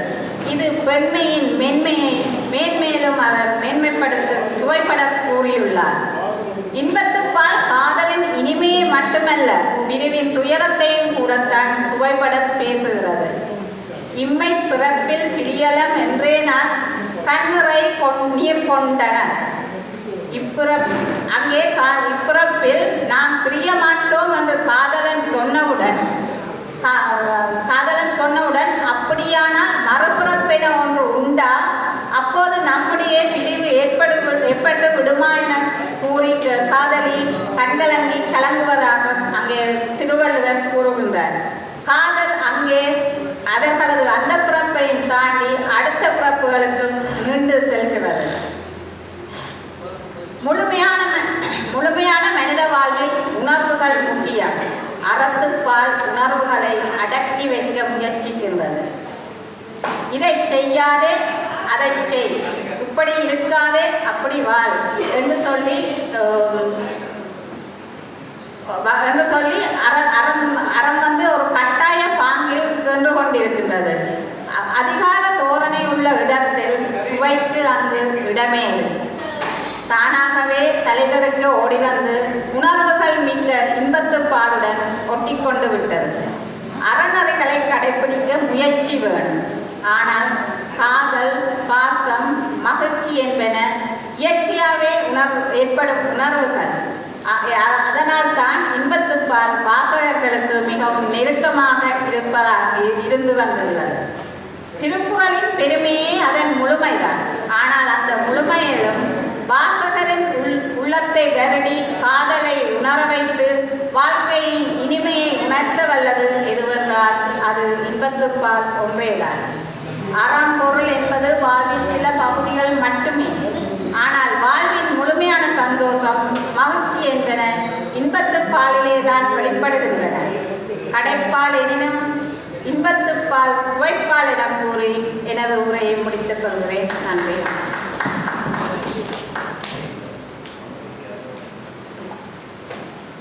சுவை எங்கெங்க இருக்குங்கிறத அழகா எடுத்து சொன்னாங்க. நல்லா பிளான் பண்ணி எழுதிட்டு வந்திருக்காங்க. அருமையா சொன்னாங்க. அது அப்படி இருக்கு. ஒரு மொட்டுக்குள்ள வாசம் எப்படி இருக்கு அது அப்படியே கசக்கி மோதிர வாசம் அடிக்குமா? இருக்காது. ஆனால் அதில் இருக்கு. மலரும் போது வெளிப்படுது. என் காதலி அவளும் சிரிக்கிறா. அவள் சிரிப்புக்குள்ள அப்படி ஒரு காதல் அடங்கி இருக்கு அப்படிங்கிறத எவ்வளவு அழகா சொல்றாரு பாருங்க அப்படின்னு சுவையாக சொல்லப்பட்ட பாடல்களை எல்லாம் எடுத்து தொகுத்து சொன்னார்கள். ரொம்ப அருமையாக இருந்தது. இதற்கெல்லாம் பதில் சொல்வதற்கு பாவலர் தமிழ்ச்செல்வி அவர்கள் திருச்சியிலிருந்து வந்திருக்கிறார்கள். அவர்கள் அறமே என்று பேச வருகிறார்கள். பேசுமாறு கேட்கணும். 5 நிமிஷம் சொன்னது அவங்க தான். அவையில் உள்ள அனைவருக்கும் வணக்கம். சுவைன்னு சொல்லிட்டு நிறைய பேசுனாங்க. அளவுக்கு மீறினா அமிர்தமே நஞ்சுன்னு தெரியும் இல்லையா, எல்லாருக்குமே தெரியும் இல்லையா. சுவைன்னு பேசினதுனால அங்கே பத்திக்கிட்டு வேற எரியுது. அரங்கத்தில் உள்ளவங்க கொஞ்சம் பேர் தான் அவங்களும் ஓடிடுவாங்களாட்டுங்க. அந்தளவுக்கு திருக்குறளில் விஞ்சிய சுவை உடையது இன்பத்து பால் தான் அப்படின்ற மாதிரி அவங்க சொல்லியிருக்காங்க. இன்னொன்று சொன்னாங்க, அறம் என்பது அடக்கி வைக்கப்பட்ட ஒன்று, கட்டாயப்படுத்துறாங்க அப்படின்னு சொல்றாங்க. அதாவது இப்படித்தான் வாழணும்னு ஒரு வாழ்க்கை இருக்கு. எப்படி வேணாலும் வாழலாம்னா அதுக்கு பேர் வாழ்க்கையே கிடையாது. சரிங்களா? கண்கள் பார்க்குது. நான் ஒரு சாலை ஓரத்தில் போயிட்டு இருக்கேன், கண்கள் பார்க்குது. தொடர்ந்து ஒரு வீட்டில் ரோஜா பூ செடியில் நல்ல பூக்கள் பூத்து குலுங்குது. அது என் வீட்டு செடியாக இருந்தால் நான் யார்ட்டையும் கேட்கறத விட நானே பறித்து கூட சூடிக்கலாம். இது அடுத்தவங்க வீடுனா நான் என் கண்ணு தானே நான் பார்க்குது, கண்ணுக்கு நான் சுவையை தரேன்னு சொல்லிட்டு நான் அடுத்தவங்கள்ட்ட கேட்காம பறிச்சுக்க முடியுமா? அதுபோல தான் இப்படித்தான் வாழணும்னு ஒரு வாழ்க்கை நியதி இருக்கு. அதை விடுத்து நான் எப்படி வேணாலும் வாழலாம்னா அதுக்கு பேர் வாழ்க்கையே கிடையாது. இது அறத்துப்பால் ஒன்றும் கட்டாயத்தின் அடிப்படையில் சொல்லப்பட்டதோ அல்லது அடக்கி வைக்கப்பட்ட நிலையில சொல்லப்பட்டதோ அப்படிலாம் எதுவும் கிடையாது. அறம்னா என்ன? அறத்தினால் வருவது தான் இன்பம், மற்றதெல்லாம் இல்லை அப்படின்னு சொல்றாங்க. அப்ப அறம் தான் இன்பம் அப்படின்னா எது அறம்? உண்மையா இருக்கிறது, ஒழுக்கமா இருக்கிறது, நியதியா இருக்கிறது, அதுதான் அறம்ன்றாங்க. என்னுடைய கரங்கள் என்னிடத்தில் இருக்கிற வரைக்கும் அது பிறருக்கு எந்த கேடும் செய்யாது. இல்ல என் கைது அப்படின்னு சொல்லி நான் இப்படி கையை நீட்டிகிட்டே போக முடியுமா? சாலையோரத்தில் பயணம் பண்ண போது இதுதான் என் கரம் அப்படின்னு சொல்லி என் கையை நான் நீட்டிகிட்டே போக முடியுமா? அப்படி இருக்கு அவங்க பேசுறது இல்லையா? என்ன பேசுறாங்கன்னு சொல்லிட்டு அவங்களுக்கே புரியலையாட்டிருக்கு. ஏதோ ஒப்பிச்சுட்டு போறாங்க, மயத்திட்டுறாங்களாம். அப்புறம் கண்ணில் இருக்கக்கூடிய எம்பாவை நீ போகிறாங்க. ஐயா ப்ராக்டிக்கல் லைஃப் தயவுசெய்து வர சொல்லுங்க. அவங்க ரொம்ப ஒரு மயக்கத்துல இருப்பாங்களாட்டிருக்கு, இன்பம்னு சொல்லிட்டு. அதாவது இயல்பாகவே கண்ணுக்கு ஒளி இருந்தாதான் இந்த உலகத்தை நம்ம பார்க்க முடியும் இல்லையா? என்னதான் காதல் மயக்கத்துல இருந்தாலும் அவங்க ரொம்ப இயல்பான நிலையில அவங்கள பேச சொல்லுங்க. அதுக்கப்புறம் முன்னாடி பேசினவர் சொன்னாரு, சொல்லுங்க, காதல்ல யாரும் இயல்பான நிலையில பேச மாட்டாங்க. பேசுனா அது காதலே இல்லை, கொஞ்சம் கலந்தடிச்சு தான் பேசணும். இல்ல கலந்துக்கலாம், அதுக்காக கூடுதலா 90 விழுக்காடா நீங்க கலந்துக்குவீங்க. அவரு அப்துல் ரஹ்மான் ஒரு பாட்டில் சொல்லுவாரு, கடைப்பால் என்றாலே கலப்பு பால் தானே அப்படிங்கிறாரு. கடைசி பால்னா கலப்பு பால் தான். அது என்ன செய்யணும்னு கேட்டால் வேற ஒன்றும் இல்லை, நிலை மறந்து வாழ்வது தான். நம்ம நல்லா இல்லாத கணவனை நீ உங்களை மாதிரி உலகத்திலே இல்லைன்னு சொல்கிறான் சில நேரத்தில். அதே மாதிரி அவளும் கணவனை சொல்கிறா, கணவனும் மனைவி சொல்ற, உன்னை விட அழகி உலகத்தில் யாரும் இல்லைன்னு. இது ரெண்டுமே போய் தான். ஆனால் அந்த நேரத்தில் மகிழ்ச்சியாக இருக்கா, அதுக்காக பேசிக்கிறாங்க, அவ்வளோதானே. அதுதான் காதலுமா? நீங்கள் உண்மையே பேசினா அறம். கூடுதலா சொல்ல வேணாம்னா சொல்லுது. இங்க என்ன கேள்வி? என்ன கேள்வியை வினாவை புரிஞ்சுக்கிறாங்களா? திருக்குறளில் விஞ்சிய சுவையை உடையது. என் கண்ணு போன போக்குல, என் மனம் போன போக்குல நான் வாழ்றேன், மனம் போன போக்கினில் போக வேண்டாம் அப்படின்னு சொல்றாங்க. நான் இல்ல என் மனம் போன போக்குல தான் போறேங்க, என் கண்ணுக்கு எல்லாம் குளிர்ச்சியா இருக்குது, இயற்கை எனக்கு குளிர்ச்சியா இருக்குன்னு சொல்லிட்டு நான் பிற பெண்களை பார்ப்பதற்கு சமானம் அல்லவா? பிறன்மனை நோக்காதுன்னு தானே சொல்லியிருக்காங்க. இல்ல இதை நீ கட்டுத்திட்டு வைக்கிற, நீ கட்டுப்பாடு வைக்கிற, மனசை அடக்கி வைக்கிறனா, மனமே நீ அடங்குன்னு தான் சொல்றாங்க. மனசை கட்டுத்தரையில கட்டி போடாத காலையை போல ஓட சொல்லல. அப்படி ஓடுனா இந்த உலகம் என்ன ஆகும்? முன்னாடி சங்க காலத்துல ஒருவனுக்கு ஒருத்தினா இப்ப வந்தது. சங்க காலத்துல அதுக்கு முன்னாடி காலத்துல எல்லாம் ஒரு பலதார மனம், ஒரு தார மனம் அப்படின்லாம் இருந்திருக்கு. ஒரு பெண் பல ஆடவனை, ஒரு ஆண் பல பெண்ணை திருமணம் செய்து கொள்ளக்கூடிய போக்குலாம் இருந்திருக்கு. அப்போ திருமணம்னு எப்ப வந்துச்சு? பொய்யும் வழுவும் தோன்றிய பின்னர் ஐயன் யாத்தனர் கரணம் என்பது தொல்காப்பியர் சொல்லியிருக்க. எப்ப பொய்யும் புழுவும் வந்துச்சோ அப்பதான்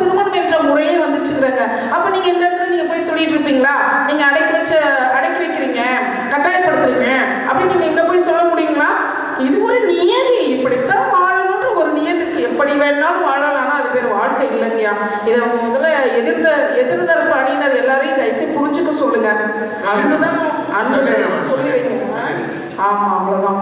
அன்புதான் மனுஷனை வந்து மனுஷனாக்கக்கூடியதா இருக்கு. அன்பு வழியை பின்பற்றினாதான் நமக்கு வந்து என்ன நடக்கும் அப்படின்னா துன்பம் எல்லாம் நீங்கி போகும். அன்புக்கு என்ன இல்லைன்னா தன்னை நாடாது, தற்பொழிவை நாடாது, சினம் கொள்ளாது, தன்னைத்தானே புகழ்ந்துக்காது, எதுவுமே செய்யாது. அப்போ இந்த அன்பு எங்கதான் இருக்குன்னா அறத்தின் அடிப்படையில தான் இருக்கு. இந்த அறத்துப்பால வெறும் ஒரு சுவை மட்டும் இல்லைங்கயா. அதை எதிர்த்தரப்பு தலைமை பேச்சாளர்கிட்ட கொஞ்சம் சொல்லி வைங்க. அவரு சொல்றாரு. அப்புறம் அடுத்ததா வந்த ஒரு அம்மா அவங்க சொல்றாங்க, ஜெயசக்தி பிரபாகரன், அறத்துப்பால சுவையுடைய ஒரே ஒரு சுவைன்னு யாருமா சொன்னது உங்களுக்கு? நீங்க தயவுசெய்து அறத்துப்பாலை முழுமையா படிச்சுட்டு வாங்கம்மா. இன்னொரு விஷயம் நீங்க கவனிச்சிங்களா? திருக்குறள்ல முதல் அதிகாரமே அறத்துப்பால் தான். அவருக்கே தெரிஞ்சிருக்கு விஞ்சிய சுவையுடையது அறத்துப்பால்ல தான் இருக்காங்கன்னு. ஐயா, நீங்க இதை சற்று கவனிக்கும்படி நான் உங்களை கேட்டுக்கொள்றேன். இன்னொரு செய்தி, அதிகாரங்களை பார்க்கும்போது இன்பத்து பாலை காட்டிலும் அறத்துப்பால தான் அதிகமா இருக்கு. ஏன்னா சொல்லி தெரிவதில்லை மன்மதக்கலை. இந்த உலகத்துல யாருக்கும் எதையும் சொல்லி கொடுக்கணும்னு அவசியம் இல்லை. இப்பயும் நீங்க கோவில்களுக்கு போய் பாருங்க, ஒரு குடும்பத்துல கணவன் மனைவி எப்படி வாழுன்ற நியதியை, அந்த இயற்கையும் எல்லாமே சொல்லி கொடுக்குது. அதற்கு எடுத்துக்காட்டா நீங்க கோவில்கள் உள்ள அந்த அமைப்பை, அந்த சிலைகளையும் நீங்க காணலாம். அடுத்து பார்த்துட்டீங்கன்னா அகநானூர்ல தாகும் பறவை பேதுருள் அச்சி மணினா அர்த்த மாண்பினை தேரன். ஒன்றும் இல்லைங்கயா, இங்க உள்ள ஒரு அறத்தை, சிறியதான அறத்தை பாருங்க. மனுஷன் கூட அப்படி இருக்க மாட்டாங்கயா. தனக்கு சுவை வேணுங்கிறதுக்காக மதுபானத்தை உண்டுட்டு வரான், சரிங்களா? ஆனா இவன் பாருங்களேன், முல்லை நீளம் சொன்ன சொல் தவறாதவன், இருத்தம் வைத்தமோ அவன் சொல்றான். தலைவியில் சொல்லிட்டு வந்துட்டான், ஏமா மாலை நேரம் கார்காலம் முல்லைப்பூ பூக்கிற தருணத்துல கண்டிப்பா சொல் தவறாம கண்டிப்பா வீட்டுக்கு வந்துருவேன்னு.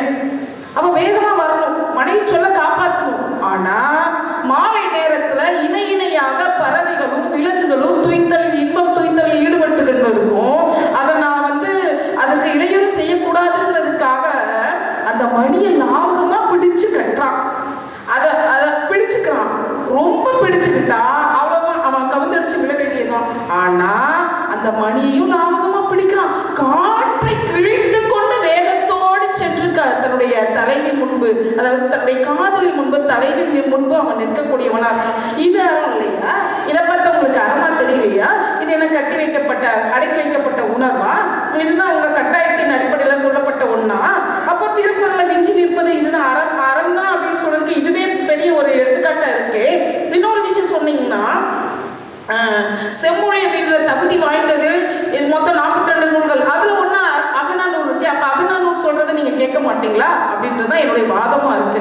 இன்னொரு செய்தி, ஒரு காக்காவை பாருங்க, தனக்கு கொஞ்சமா உணவு கிடைச்சிருச்சுன்னா போதும், காக்கான்னு கரைஞ்சு எல்லா காக்கைகளையும் தன் இன உணர்வுகள் இனத்தை அழைத்து எல்லாருக்கும் பகிர்ந்து கொடுக்குது. இது வந்து விஞ்சி நிற்கக்கூடிய அறம் இல்லையா? இதுல சுவை இல்லையா? இதுல இன்பம் இல்லாம எங்க இருக்கு நீங்க சொல்லுங்க? இதுல எந்த ஒரு சுவை மட்டும் இருக்கு நீங்க சொல்லுங்க? பிறருக்கு கொடுக்கும் போது அதுல அதிகப்படியான அன்பு நமக்கு கிடைக்கலையா இல்லையா? இதை பார்த்தா ஒரு சுவை தான் நீங்க சொல்ல முடியுமா? மகிழ்ச்சி கிடைக்குது, மகிழ்ச்சியின் அடிப்படையில கண்ணீர் ஊற்றெடுத்து பெருகுது, காதலாகி கசிந்து கண்ணீர் மல்கி அப்படின்னு அந்த காதலுடைய மிகுதியினால, தனிப்பெருங்காதல்னால கண்ணீரே மல்கிக்கிறது. அப்ப இது வந்து ஒரு சுவை தான் இருக்கு நீங்க சொல்ல முடியுமா? அது எப்படி நீங்க மனசு வந்து நீங்க சொல்றீங்க ஒரு சுவை மட்டும் இருக்குதுன்னு சொல்லிட்டு அதை என்னால ஏற்றுக்கொள்ள இயலலையா? அதை நீங்க அந்த வார்த்தைகளை நீங்க மாத்திக்கொள்றது உங்களுக்கு நலமா இருக்கும்னு நினைக்கிறேன். அறம் என்னம்மா அப்படின்னு சொல்லி கேட்டா மணிமேகலை சொல்றா, அறம் எனப்படுவது யாதனை கேட்பின் மறவாது இது கேள். என்னவா? மண்ணுயிர்க்கெல்லாம் உண்டியும் உரையும் கொடுக்கிறதா.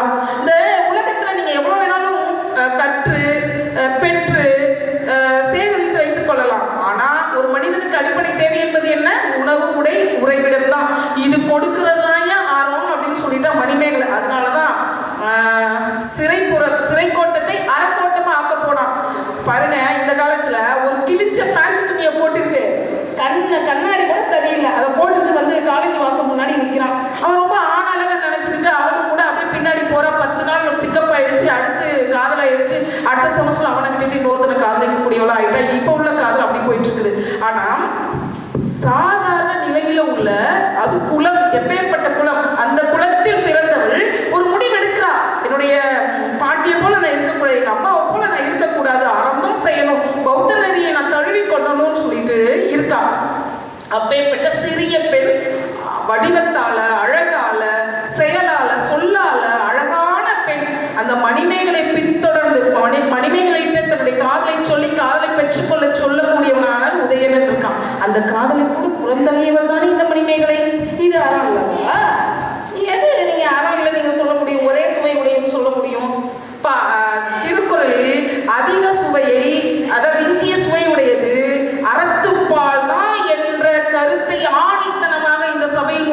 நான் கடைபெற்றிருக்கிறேன். இடம் சார்கிறேன். நன்றி, வணக்கம். மணிமேகலையிலேருந்து நிறைய திருக்குறள் படி வர்றதை எடுத்து அவங்க சொன்னாங்க, தொடர்பாக தான் சொன்னாங்க, ஒன்றும் தப்பு இல்லை. அதுக்கெல்லாம் பதில் சொல்வதற்கு மைதிலி தயாளன் அன்போடு கேட்டுக்கொள்ளும். தாய்க்கும் தமிழுக்கும் முதல் வணக்கம். எமது பேராசான் பாட்டரசர் ஐயா அவர்களுக்கும் மதிப்பிற்குரிய நடுவர் அவர்களுக்கும் அவை சார்ந்த அத்துணை பேர்களுக்கும் இனிய மாலை வணக்கத்தை தெரிவித்துக் கொள்கின்றேன். பட்டிமன்றத்தோட தலைப்பு என்னன்னா, திருக்குறள்ல விஞ்சிய சுவை உடையது இன்பமா அறமா அப்படின்னு தான் கேட்டிருக்காங்க. அறம் அப்படிங்கிறதுல மாற்று கருத்து எதுவும் இல்லை அப்படின்னாலும் அறத்தோட செல்றது எதுக்கு? ஒருத்தர் ஒரு ஒழுக்க நெறியை கடைபிடிக்கிறாங்கன்னா அதுலயும் இன்பம் இருக்கு. இப்ப ஒரு திருக்குறள்ல காமத்துப்பால் அப்படின்னு சொல்றாங்க, அதுல காதல் மட்டும்தான் இருக்கு அப்படின்னு சொல்றதே ரொம்ப தப்பு. காதல்ங்கிறது எல்லா விஷயத்திலையும் இருக்கு. இப்போ ஒரு குழந்தை இருக்கு, அந்த குழந்தை சிரிக்கிறத பார்த்தா அந்த தாய்க்கு வர்ற ஒரு சந்தோஷம், அதுக்கு பேரு இன்பம் தான். ஒரு தந்தை இருக்காங்க, அவங்க படுத்த படுக்கையா போயிட்டாங்க, அவங்க பையன் பார்க்கும்போது ஏதோ ஒரு வார்த்தை தத்தி தத்தி பேசுறாங்க. அப்ப அந்த பையனுக்கு பார்க்கும்போது கண்ணுல தண்ணி வந்துடுது. அதுக்கு பேர் என்னங்கய்யா? இன்பம் தான். ஏன்னா வாழ்க்கையில அவங்க அப்பா எவ்வளவோ பேசியிருப்பாங்க, அந்த பையன் எவ்வளவோ கேட்டிருப்பாங்க. இருந்தாலும் தளர்ந்து போன காலத்துல வார்த்தை தடுமாறி ஒரே ஒரு வார்த்தை சொல்றாங்க இல்லையா, அந்த சந்தோஷத்தை பார்க்கறது ஒரு இன்பம் தான். அதே மாதிரி உறவுகள்லாம் மனசு சங்கடப்படுத்தி, சுற்றி இருக்கிறவங்க எல்லாம் சங்கடப்படுத்தி ஒரு நண்பன் கிட்ட போய் உட்கார்ந்து அவன் தர்ற ஆறுதல் இருக்கு இல்லையா, அதுக்கு பேர் என்னங்கய்யா? இன்பம் தான். அதனால சரிங்க, இன்பம்ங்கிறது வாழ்க்கையில நிறைய விஷயத்துல இருக்கு. இயற்கை அமைதியா இருக்கணும், குடும்பத்துல அமைதி இருக்கணும், உலகத்துல அமைதி இருக்கணும். இந்த எல்லா அமைதியும் இருந்தாதான் நீங்க அறத்தோட நடந்தா கூட அதுல வர்ற இன்பத்தை அனுபவிக்க முடியும். இதுல என்னன்னா, அறத்துப்பால்லையும் திருவள்ளுவர் இன்பத்தை பத்தி சொல்லியிருக்காரு. அறத்தினூடு ஆக்கம் அதிகமும் மற்றதும் இன்றே எனினும் பெறின் அப்படின்னு சொல்லியிருக்காரு. இது அறத்துப்பால்ல வர குறள். இதே மாதிரி பொருட்பால்லையும் சொல்லியிருக்காரு. அழிவதும் ஆவதும் ஆகி வழிபயக்கும் ஊதியமும் சூழ்ந்து செயல் அப்படின்னு சொல்லியிருக்காரு. திருவள்ளுவர் சொல்லி இருக்கிறதுல விஞ்சி இருக்கிறது அறமா இருக்கலாம், பொருளா இருக்கலாம். ஆனா ஒரு அறம் இருந்தா அந்த வாழ்க்கையை நடத்தலாம், ஒரு பொருள் இருந்தா அந்த வாழ்க்கையை வாழலாம். ஆனால் இன்பம் இருந்தா மட்டும்தான் வாழ்க்கையை உணரலாம். அது நீங்க சொன்னீங்க கடைசியா வச்சிருக்காங்க அப்படின்னு சொல்லிட்டு, கடைசியா திருவள்ளுவர் வச்சதுக்கான சாட்சி எதுவும் இல்லை. அது ஐயா சொன்ன மாதிரி நம்ம நம்புறோம். அறத்துப்பால், பொருட்பால், காமத்துப்பால் அப்படின்னு நம்புறோம். அப்படியே நீங்க சொன்ன மாதிரி அது கடைசியா வச்சிருந்தா கூட கடைசியா இருக்கிறது தான் வாழ்க்கையில மிக சுவாரஸ்யமானது, உண்மையானது, ரசிக்க முடியறது அப்படின்னு சொல்லணும். உதாரணம் என்னன்னா, இந்த நிகழ்ச்சியில இந்த பட்டிமன்றம் எப்ப நடக்குது? கடைசியா எல்லாரும் மனசாட்சியை தொட்டு சொல்லணும். என்னன்னா, கவிதை வாசிக்க தான் ரொம்ப கஷ்டப்படணும், பட்டிமன்றம் ஏதோ ஒரு நோட்ஸ் எடுத்து பேசிடலாம். ஆனா மக்கள் விரும்பக்கூடியது கவியரங்கத்தை விட பட்டிமன்றம் தான். வர வர வர வர கவியரங்கம் குறைஞ்சிக்கிட்டே போகுது, மக்களால் ரசிக்கப்படுறது குறைஞ்சிக்கிட்டே போகுது. இதுல பட்டிமன்றம் தான் அதிகமா ரசிக்க முடியுது, அதிகமா மக்களால விரும்ப முடியுது. அதனாலதான் ஐயா அவர்கள் இந்த பட்டிமன்றத்தை இந்த நிகழ்வோட கடைசியில வச்சிருக்காங்க. கடைசியில வச்சதுனால இதுக்கு மதிப்பு குறையும் அப்படின்னு எந்த அர்த்தமும் இல்லை. ஏன்னா உட்கார்ந்து இருக்கிறது 10 பேரை தானே தவிர இந்த நிகழ்வை லைவ் ப்ரோக்ராம் போயிட்டு இருக்கு, உலகம் ஃபுல்லா இதை பார்த்துட்டு இருக்காங்கன்னு நம்பிதானே இவ்வளோ கருத்துக்களை இந்த மேடையில ரொம்ப அழகா பேசினாங்க. எதிரணிலையும் அதுலயும் ஒரு இன்பம் இருக்கு இல்லையா? நீங்க என்னதான் ஒரு அறம்னு பேசுனீங்கன்னாலும் நீங்க எதிர்பார்க்கறதும் நடுவர் கொடுக்கக்கூடிய அந்த தீர்ப்புல இருக்கிற ஒரு இன்பத்தை தானே எதிர்பார்க்குறீங்க. அதனால திருவள்ளுவர் எந்த திருக்குறளை எடுத்துக்கிட்டீங்கன்னாலும், அறத்தை சொன்னாலும், பொருட்பால்ல இருந்தாலும், இன்பத்துப்பால்ல இருந்தாலும் அது எல்லாமே எல்லா ஒரு நகர்வு அத்தனையுமே அந்த இன்பத்துல போய் தான் முடியுது அப்படின்னு சொல்லி வாய்ப்புக்கு நன்றி கூறி விடைபெறுகிறேன். நன்றி, வணக்கம். இன்பம் இல்லாமல் ஒன்றும் இல்லை. அது கடைசியில் இருந்தாலும் சரிதான், முதல்ல இருந்தாலும் சரிதான். கடைசியில் இருக்கிறது இன்பத்தோடு முடியணுங்கிறதுக்காக தான் பட்டிமன்றத்தையே கடைசியில் வச்சுருக்காங்க, நிறைவாக வச்சுருக்கிறார் பாரதிதாசன். இல்லைன்னா இது முதலே வச்சிருக்க மாட்டாரா? முதலே வச்சுருந்தா காலையிலே இந்த அளவுக்கு வந்துடணும். இந்த நம்பர் இந்த மாதிரி ஆகிருக்கும். நல்ல வேலையாக காலையில் கொஞ்சம் கூட இருந்துச்சு. என்ன அவர் பார்த்தார், இந்த நேரத்தில் பட்டிமன்றத்தை வைக்கக்கூடாது, நம்ம கவியரங்கத்தை வச்சு நடத்திடலான்னு சொல்லிட்டு அவரும் திட்டம் போட்டிருக்காரு. ஒரு 20 பேர் இருக்கிற போது வச்சுக்குவோம், 10 பேராக வர போது இவங்ககிட்ட விட்டுருவோம் அப்படின்ட்டு விட்டுட்டாரு நம்மகிட்ட பட்டிமன்றத்தை. இன்றைக்கி ஆனால் கேட்குறவங்க குறைச்சலாக இருந்தாலும் அருமையாக பேசுவோம், எல்லாருமே நல்லா பேசுகிறாங்க. 6 பேருமே அவரவர் கருத்தை இப்போ அவங்க சொன்னது மாதிரி நம்ம துணைவேந்தர் ஐயா சொன்னாங்க பாருங்க, எதுக்க குறைச்சலாக இருக்கிறாங்களேன்னு நினைக்காதீங்க, இது பூராவும் பதிவாகுது. அது எப்படி போய் சேரும்னு சொன்னால் 1,00,000 பேருக்கு முன்னால் நம்ம பேசுன மாதிரி போகும், அது மாதிரி போயிட்டு இருக்கு. அதனால் கவலைப்படவே வேண்டியதில்லை. இப்போ என்ன கேள்வி? திருக்குறளில் மிகுந்த சுவை உடையது அறமா இன்பம்? திருக்குறளுக்கு என்ன பேர்? திருக்குறள். ஆனால் திருக்குறளை புறநானூறு எப்படி சொல்லுது? ஒருவன் செய்தி கொன்றோர்க்கு உய்தி இன்றன அறம்பாடிற்றே ஆயிழை கணவ. அறம்பாடிற்றே ஆயிழை கணவ. இப்போ என்ன அது? இந்த திருக்குறளுக்கு பேரே அறம்னு சொல்லுங்க. திருக்குறள் சொல்லிருச்சின்னு சொல்லலை, அறம் சொல்லியிருக்கேங்கிறேன். யாரு?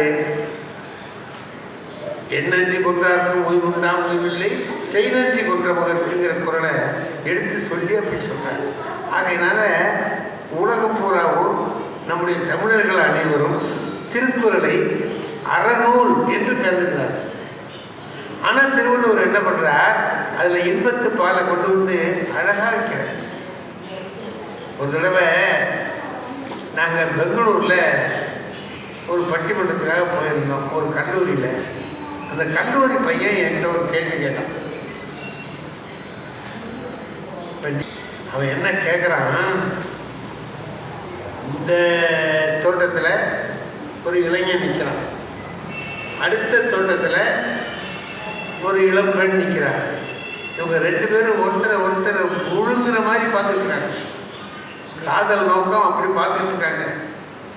இதில் இந்த பையனோட அப்பா உள்ள கவனிச்சாரு. டேய், அங்கே என்னடா பண்ணிட்டு இருக்கிறேன்னு சத்தம் போடுறாரு. அந்த பையன் அதை காதிலே வாங்கல, அவன் பொண்ணு பார்த்துக்கிட்டு இருக்காங்க. அப்படின்னு ஒரு திருக்குறள் இருக்கே, அது என்ன குறள் ஏன்னு கேட்குறான். தெரியுதா அந்த திருக்குறள் என்ன இருக்காங்க? இவன் அவளை பார்க்கறான், அவன் இவன் அந்த குறளை தான் அவன் சொன்னான். அந்த குறளை தான் அவன் சொன்னான். அவர் என்ன நோக்கத்தில் எழுதியிருக்கிறாரு, அதை பையன் எப்படி எடுத்திருக்கான்னு பாருங்க. அவர் சொன்னது 2 பேரும் பார்த்துக்கிட்டா போதும், பேசிக்க வேண்டியதில்லைங்கிறார் இல்லையா? கண்ணோடு கண்ணினை நோக்கு ஒக்கின் வாய் சொற்கள் என்ன பயன், வாய் பேச வேண்டிய அவசியமே இல்லை அப்படின்னு சொல்லி சொன்னார். இதை இவன் எப்படி எடுத்துக்கிட்டான்? அவன் அப்பன் சொன்னது காதல விழுகிறான். இளைஞர்கள் அதை அப்படி எடுத்துக்கிட்டு கொண்டு போகிறாங்க. அதை நீங்கள் புரிஞ்சுக்கிட்டீங்க. அந்த இளைஞனுடைய மனசு அவங்களுக்கு தான் புரியுது பாருங்க. அழகாக சொன்னாங்க. அவன் தான் சொல்லியிருப்பான், திருக்குறளில் எல்லா குறளுமே சுவை உடையது. ஒவ்வொன்றுலேயும் ஒவ்வொரு சுவை இருக்கும், ஒவ்வொன்றுலேயும் சுவை இருக்கும். அது அறத்துப்பாலா, அதாவது அறத்தாறு இது வேண வேண்டாம், சிவிகை பொறுத்தாரோடு பொறுத்தானே குறள் இருக்குல்ல. இது என்ன? இது அரண் வலியுறுத்தலில் வரக்கூடிய ஒரு குறள் தான் இது. அறத்தாறு இது என வேண்டாம், சிவிகை பொறுத்தானோடு ஊர்ந்தானே. ஒருத்தன் பல்லக்கில் உட்காந்துட்டு போகிறான், ஒருத்தன் தூக்கிட்டு போகிறான். இவன் 2 பேரும் அவன் செய்த அறத்தின் பயனை இப்படி அனுபவிக்கிறான் அப்படின்னு சொல்லாதே. அறத்தாறு இது என வேண்டாம் சொல்லாதே. சில பேர் என்ன சொல்கிறாங்க, அதையே மாற்றி இதுதான் அறப்பயன்னு சொல்லி சொல்றாங்க. உறவுடைய பொருளையே அப்படி மாற்றி சொல்றவங்களும் இருக்காங்க. ஆனா திருவள்ளுவர் அந்த குரல்ல 2 பேரை காமிச்சு ஒரு உதாரணத்தை காமிச்சு சொல்றாரு. நீங்க சொல்றீங்கல்லம்மா, நீங்க ஒன்று சொன்னீங்க, என்னன்னா கட்டளை போடுறது, இதை செய் அப்படிங்கிறது அறம், இதை செய்யாதே அப்படிங்கிறது அறம்னு திருவள்ளுவர் சொல்றார். அப்படி சொல்றதுக்கு பயந்துக்கிட்டு செய்யறதுக்கு பேரு அறம் இல்லை. குரல்லையே அச்சமே கீழ்களது ஆசாரம், எச்சம் அவா உண்டே உண்டாம் செய்யுது. பயந்துகிட்டு நன்மை செய்யறவன் கீழ்மகனா இருப்பாங்கிற. நல்லவன் பயந்துகிட்டு நல்லது செய்ய மாட்டான். நல்லது செய்யணுங்கிறதுக்காக செய்யணும். நல்லது செய்யணும்னு நினைச்சு செய்யணுமே தவிர செய்யாட்டினா நரகத்துக்கு போகணும். ஒருத்தன் கேட்குறான், பாலில் தண்ணி ஊற்றிக்கிறீடா, இப்படிலாம் ஊற்றினா நரகத்துக்கு போகணும். போனால் என்னன்னா, போனால் அங்கே நரக்கண்ணில் ஊசி ஏற்றுவான், போட்டு நெருப்பை போட்டு கொளுத்தி இது பண்ணுவான். அப்படி இப்படின்னா அதில் உள்ளதெல்லாம் சொன்னான். சரி, தண்ணி ஊற்றாம விட்டா சொர்க்கத்துக்கு போகலான்டா. இந்த இந்த ஒரு வாய்க்காலில் தேனாக ஓடும், அந்த பக்கத்து வாய்க்காலில் பாலாக ஓடும், தங்கத்துக்கு என்ன அங்கங்கே வச்சுருப்பான். எடுத்து 2ஐயும் கலந்து வேணாலும் குடிக்கலாம், தனித்தனியாக வேணாலும் குடிக்கலாம். ரம்பை ஊர்வசியெல்லாம் வந்து ஆடி ஒன்று அழைச்சிருப்போம். அப்படி இப்படி சொல்லுவாங்க. நீ எங்கே போகணுன்னு ஆசைப்படுறேன்? தண்ணி ஊற்றாமல் பாலை நிறுத்தினா சொர்க்கத்துக்கு போகலாம். ரம்பை ஊர்வசியெல்லாம் ரைட். நீ தண்ணி ஊற்றி நீங்கள் எனக்கு கொடுக்குற மாதிரி கொடுத்த நரகத்துக்கு போவ, நெருப்பு போட்டு எரிப்பான். இல்லை நீ கண்டு ஒன்று வந்து கருவாடு சொல்கிற மாதிரி சுடுவான். எங்கே போகணுன்னு ஆசைப்பட்றேன்னா அதுக்கு அவன் சொன்னான், எங்கே வியாபாரம் நல்லா நடக்குமோ அங்கே போக வேண்டியதாங்க அப்படின்ட்டான். இங்கே இதுக்கு அதுக்குன்னு இல்லை, எங்கே வியாபாரம் நல்லா நடக்குன்னு பார்த்து போக அப்படின்ட்டான். அந்த மாதிரி நீங்கள் இது என்ன சொல்கிறேன், கீழ்மகன் என்ன செய்வானா, அச்சப்பட்டு கொண்டு நல்லது செய்வான். மனிதனை ஆட்டி படைக்கிறதே எதுன்னு பார்த்தீங்கன்னா, ஒன்று அச்சம், இன்னொன்று ஆசை. இந்த அச்சத்தினால நம்ம வந்து சிங்கப்பூருக்கு போயிட்டு வரும்போது சாக்லேட் வாங்கினேன். அந்த தாளை நான் பையிலே வச்சுட்டேன். கீழே போட்டால் $100 ஃபைன் பண்ணுவான். அங்கேயே வச்சுக்கிட்டேன். சென்னை ஏர்போர்ட்டுக்கு வந்தேன், கீழே எடுத்து போட்டு விட்டேன். ஏன் தெரியுமா, அங்கே அது பயம், $100 ஃபைன் பண்ணுவானே அப்படின்னு நினச்சி வந்தேன். இங்கே ஒன்றும் செய்ய மாட்டோம்னா தூக்கி போட்டேன். அச்சமே கீழ்களது ஆசாரம், எச்சம் அவா உண்டே உண்டாம் செய்யுது. கொஞ்சம் ஆசைப்பட்டுக்கிட்டு சில பேர் செய்வாங்க. ஆசைப்பட்டுக்கிட்டோ பயந்து கொண்டோ நல்லது செய்யக்கூடாது. நல்லது செய்யணும்னு நினைச்சு நல்லது செய்வது நல்லது, கெட்டது செய்வது கெட்டது அப்படின்னு உணர்ந்து செய்யணுமே தவிர இது செஞ்சா இது கிடைக்கும் அதுக்கு ஆசைப்பட்டு செய்யறாம பாருங்க, அது வாழ்க்கை இல்லை. இந்த கட்சியில் ஏன் இருக்கிறேன்னு எங்கள் ஊரில் கேட்டால் ஏதாவது பதவி கிடைக்கும் அதுக்காக. அதல்ல, அப்போ அவனுக்கு அந்த கட்சியில் கொள்கையில் உனத்துல ஈடுபாடு இல்லைன்னு அர்த்தம். ஏதாவது கிடைக்காதான்னு நினைச்சிட்டு போகிறான்னு அர்த்தம். போகாதேங்கிறார் திருவள்ளுவர். அதனால் நீங்கள் சொன்னீங்களே பயந்துட்டு செய்வான், பயந்துட்டு செய்யக்கூடாதுன்னு சொல்கிறார் திருவள்ளுவர். ஆகையினால இதில் 2ல் எது சுவை அதிகமாக இருக்குன்னு பார்த்தீங்கன்னா, எல்லாத்துலேயும் சுவை அதிகமாக இருக்குது. அதுலேயும் இன்பத்து பாலில் சுவை ரொம்ப அதிகமாக இருக்குது. அற்புதமான சுவைகள்லாம் இருக்குது இன்பத்து பாலில். ஒரு ஒரு குரலுமே கற்பனையை தூண்டக்கூடியதாக இருக்கும். அணங்குகோள் ஆய்மயில் கொண்டோ யாரோ ஒருத்தி போகிறா ஏங்குதரா என் நெஞ்சு அப்படின்னா ஒருத்தியை பார்த்த உடனே அவன் மனசில் என்னென்ன மாதிரி எண்ணங்கள்லாம் உண்டாக்குது அப்படிங்கிறத எடுத்து சொல்லக்கூடிய திருக்குறள். திருக்குறளில் ஒவ்வொரு குறளுமே அழகு. நீங்கள் சொன்னீங்களே, பெருமணியில் பாவாய் நீ போதாய், யாம் வீடும் திருநுதற்கு இல்லை இடம். உட்காந்துருக்கான் மனைவியை ஒரு சுவைக்காக சொல்றது தானே, காப்பி சுவைக்காக இல்லை. அவன் சுட்டுடு குடிக்கிறது அவர் அங்கே இருக்கிற மாதிரியே. அப்படி பார்த்தாக்கா சில பேருக்கு என்ன பண்ணுவான், நீ நல்லா சூடாக கொடு, என் மாமியாரை நெஞ்சில் வச்சிருக்க ஊற்று காவல் சொல்லலாம்னு சொல்லிட்டு அப்படி நினைக்க முடியாது. என்னன்னா, ஆனால் நீங்கள் இந்த இன்பத்து பாலாக இருக்கட்டும், பொருட்பாலாக இருக்கட்டும், அறத்துப்பாலாக இருக்கட்டும், எதாக இருந்தாலும் அறம் இல்லாத இல்வாழ்க்கை பயனற்றது, அறம் இல்லாத பொருள் சேர்ப்பது பயனற்றது. அறம் அவ்வளவு அறம்னு தனியாக இல்லை, பொருள் சேர்க்கறதுல அறம் இருக்கு, குடும்ப வாழ்க்கை நடத்துறதுல அறம் இருக்கு. துறவியா போயிட்டியா, அதுக்கு அறம் இருக்கு. எல்லாவற்றுக்கும் அறம் இருக்கு. என்ன பண்றான், 2 சாமியார் போறான், குருசாமியும் சிஷ்யசாமி 2 பேரும் போறான். ஆற்றுல இறங்கி அக்கறைக்கு போகணும். உடனே ஒருத்தர் இல்லை. இது பரமஹம்சர் சொல்கிற கதை. இது நிற்கிறாங்க, இறங்கி போகணும். ஆற்றுல வெள்ளம் நிறையா போகுது. சரி வா இறங்கி போயிடுவோம்னு சொல்லிட்டு குருசாமி இறங்குது, சிஷ்யசாமி பின்னாலே இறங்குது. ஒரு அழகான பெண்ணு வர்றான். ரொம்ப அழகாக இருக்கா, இளமையாக இருக்கா, நல்லா இருக்கா. பெரிய சாமிகிட்ட போய் கேட்குறா, சாமி எனக்கு ஒரு உதவி பண்ணணும். என்ன, எங்கள் அம்மா வீடு அக்கறையில் இருக்குது, அவங்க ரொம்ப உடம்பு சரியில்லாமல் இருக்கேன்னு சொல்கிறாங்க. நான் இறங்கி போயிடுவேன், ஆற்றுல நிறையா போகுது, வெள்ளம் போகுது, என்னை கொஞ்சம் கையை பிடிச்சி அக்கறையில் கொண்டு விட்டுறீங்களான்னு. இதுக்கு என்ன சாமி சொல்லணும்? மாட்டேங்கலாம், இல்லை அழைச்சிட்டு போகலாம், 2ல் ஒன்று செய்யலாம். சாமி என்ன பண்ணுது, உனக்கு அறிவு இருக்கா, மானங்கிட்டவளா நீ, ஒரு துறவிகிட்ட போய் இப்படி கேட்குறமேன்னு அறிவில்லை உனக்கு? பெண்ணை நான் சொல்லுவேனா? இன்னு கத்துறான். பார்த்தா முடிஞ்ச ஆத்திரம் போல விட்டுட்டு போய் ஏயா கத்துறேன்னு சொல்லிட்டு காலையில் நாங்கள் ஆற்றுல இறங்குறோம்.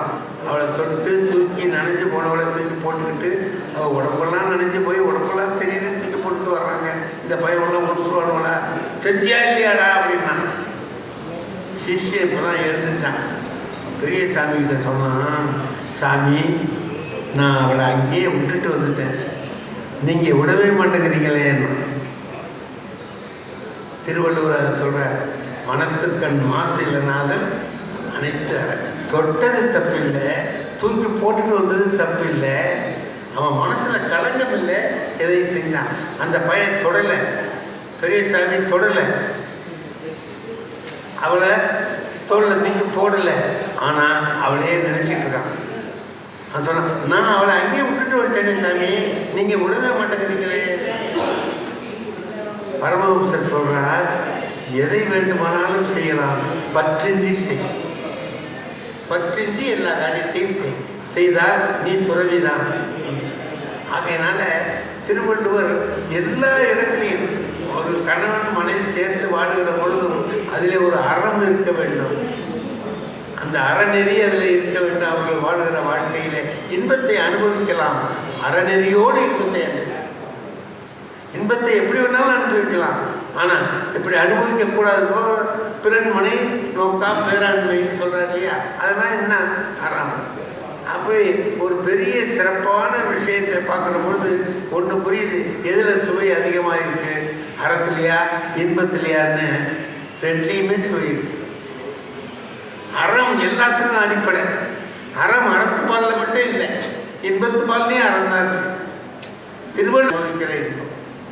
பாரதிதாசன் கடைசியில் எழுதினார், முதியோர் காதல் எழுதினார். குடும்ப விளக்கில் அவர் எல்லாரும் இளைஞர் காதல் எழுதுவாங்க, அவர் ஒருத்தர் தான் முதியோர் காதல் எழுதினார். கடைசியில் அவர் எழுதுகிற போது சொல்கிறார் ஒரு பாட்டு, அருமையான பாட்டு. பாட்டிக்கு 100 வயசாகிட்டு, அவருக்கு தங்கம்னு பேர், மனவழகர் அவருக்கு பேர், அவருக்கு 105 வயசாகுது. இவங்க 2 பேரும் ஒருத்தர் உயிர் மாதிரி நேசித்து வாழ்கிறாங்க. அப்போது அவர் என்ன பண்ணுறார், பேரன் போய் கேட்குறான் தாத்தா கிட்ட, ஏன் தாத்தா கிழவி ரொம்ப கண்ணு தெரியல ஒன்றும் தெரியல, அவன் மேலே உயிரையே வச்சிருக்கியே, அவகிட்ட என்ன இருக்குன்னு நீ உயிரை வச்சிருக்கிறேன்னு கேட்குறான். பேர பையன், சின்ன பையன் போய் கேட்குறான். அதுக்கு அவர் சொல்கிறாரு, டேய் அப்போல்லாம் அவன் எப்படி இருப்பான் தெரியுமா, புது மலர் மாதிரி இருப்பாடா. புது மலர் அல்ல, இப்போ காய்ந்த புல்கட்டையே அவள் காஞ்சி போன புல்லுக்கட்டை போட்டு சொன்னு அவன் உடம்பு இப்படி இருக்குடா. ஒரு காலத்தில் புது மலர் மாதிரி இருக்குதுடா. புது மலர் அல்ல, காய்ந்த புல்கட்டே அவள் உடம்பு. மதியல்ல முகம் அவளுக்கு, வரல் நிலம் குழிகள் கண்கள். மதி மாதிரி இருந்தது ஒரு காலத்தில். நான் அவளை மதி முகம்னு சொல்லியிருக்கேன். இப்போ அந்த முகமெல்லாம் எப்படி இருக்கு தெரியுமா, வறண்டு போன நிலம் மாதிரி இருக்கு. கண்ணு அல்லி மலர் மாதிரி, கோழை மலர் மாதிரி இருக்குலாம் பாராட்டியிருக்கிறேன். அந்த கண்ணு இருந்த இடத்துல 2 குழி இருக்குடாக்கோ. எங்கள் 2 பேருக்கு இருக்கிற மகிழ்ச்சி. முதுமையான ஒரு காலத்தில் ஒரு துணையை இழந்தவங்க தான் அதனுடைய துன்பம் தெரியும்.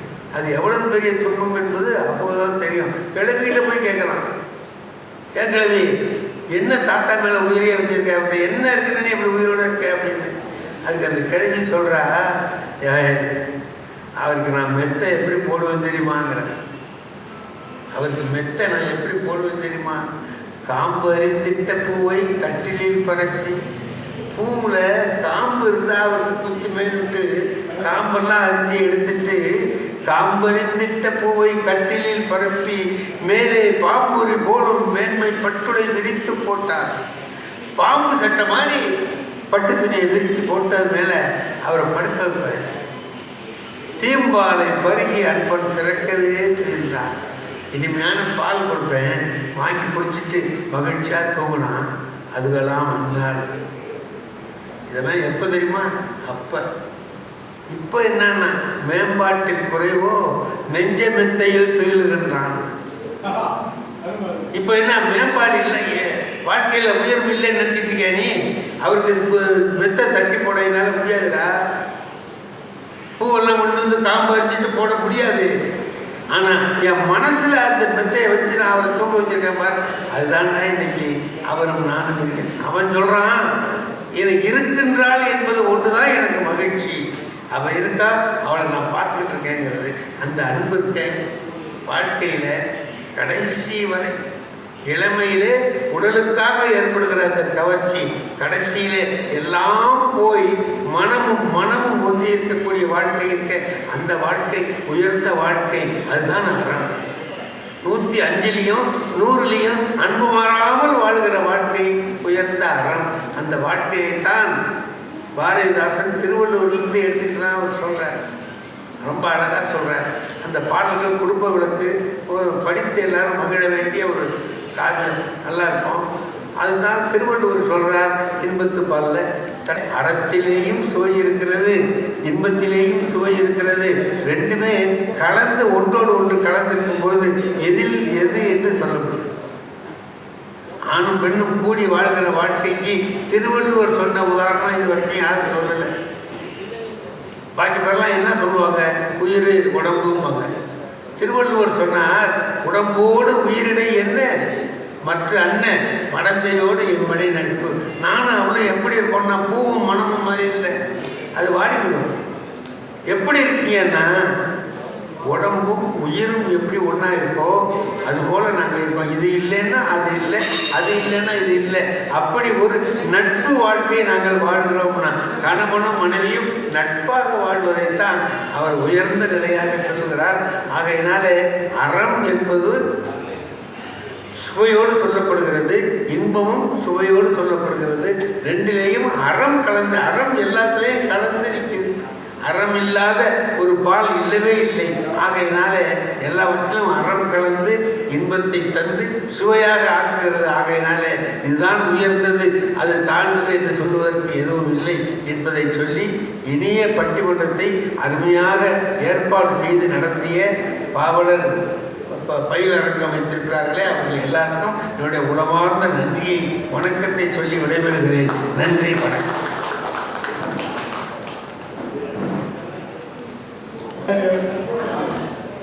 நன்றி உரை கூற வருகின்றார் பாவலர் தயாரிணி சிவநாதன் அவர்கள்.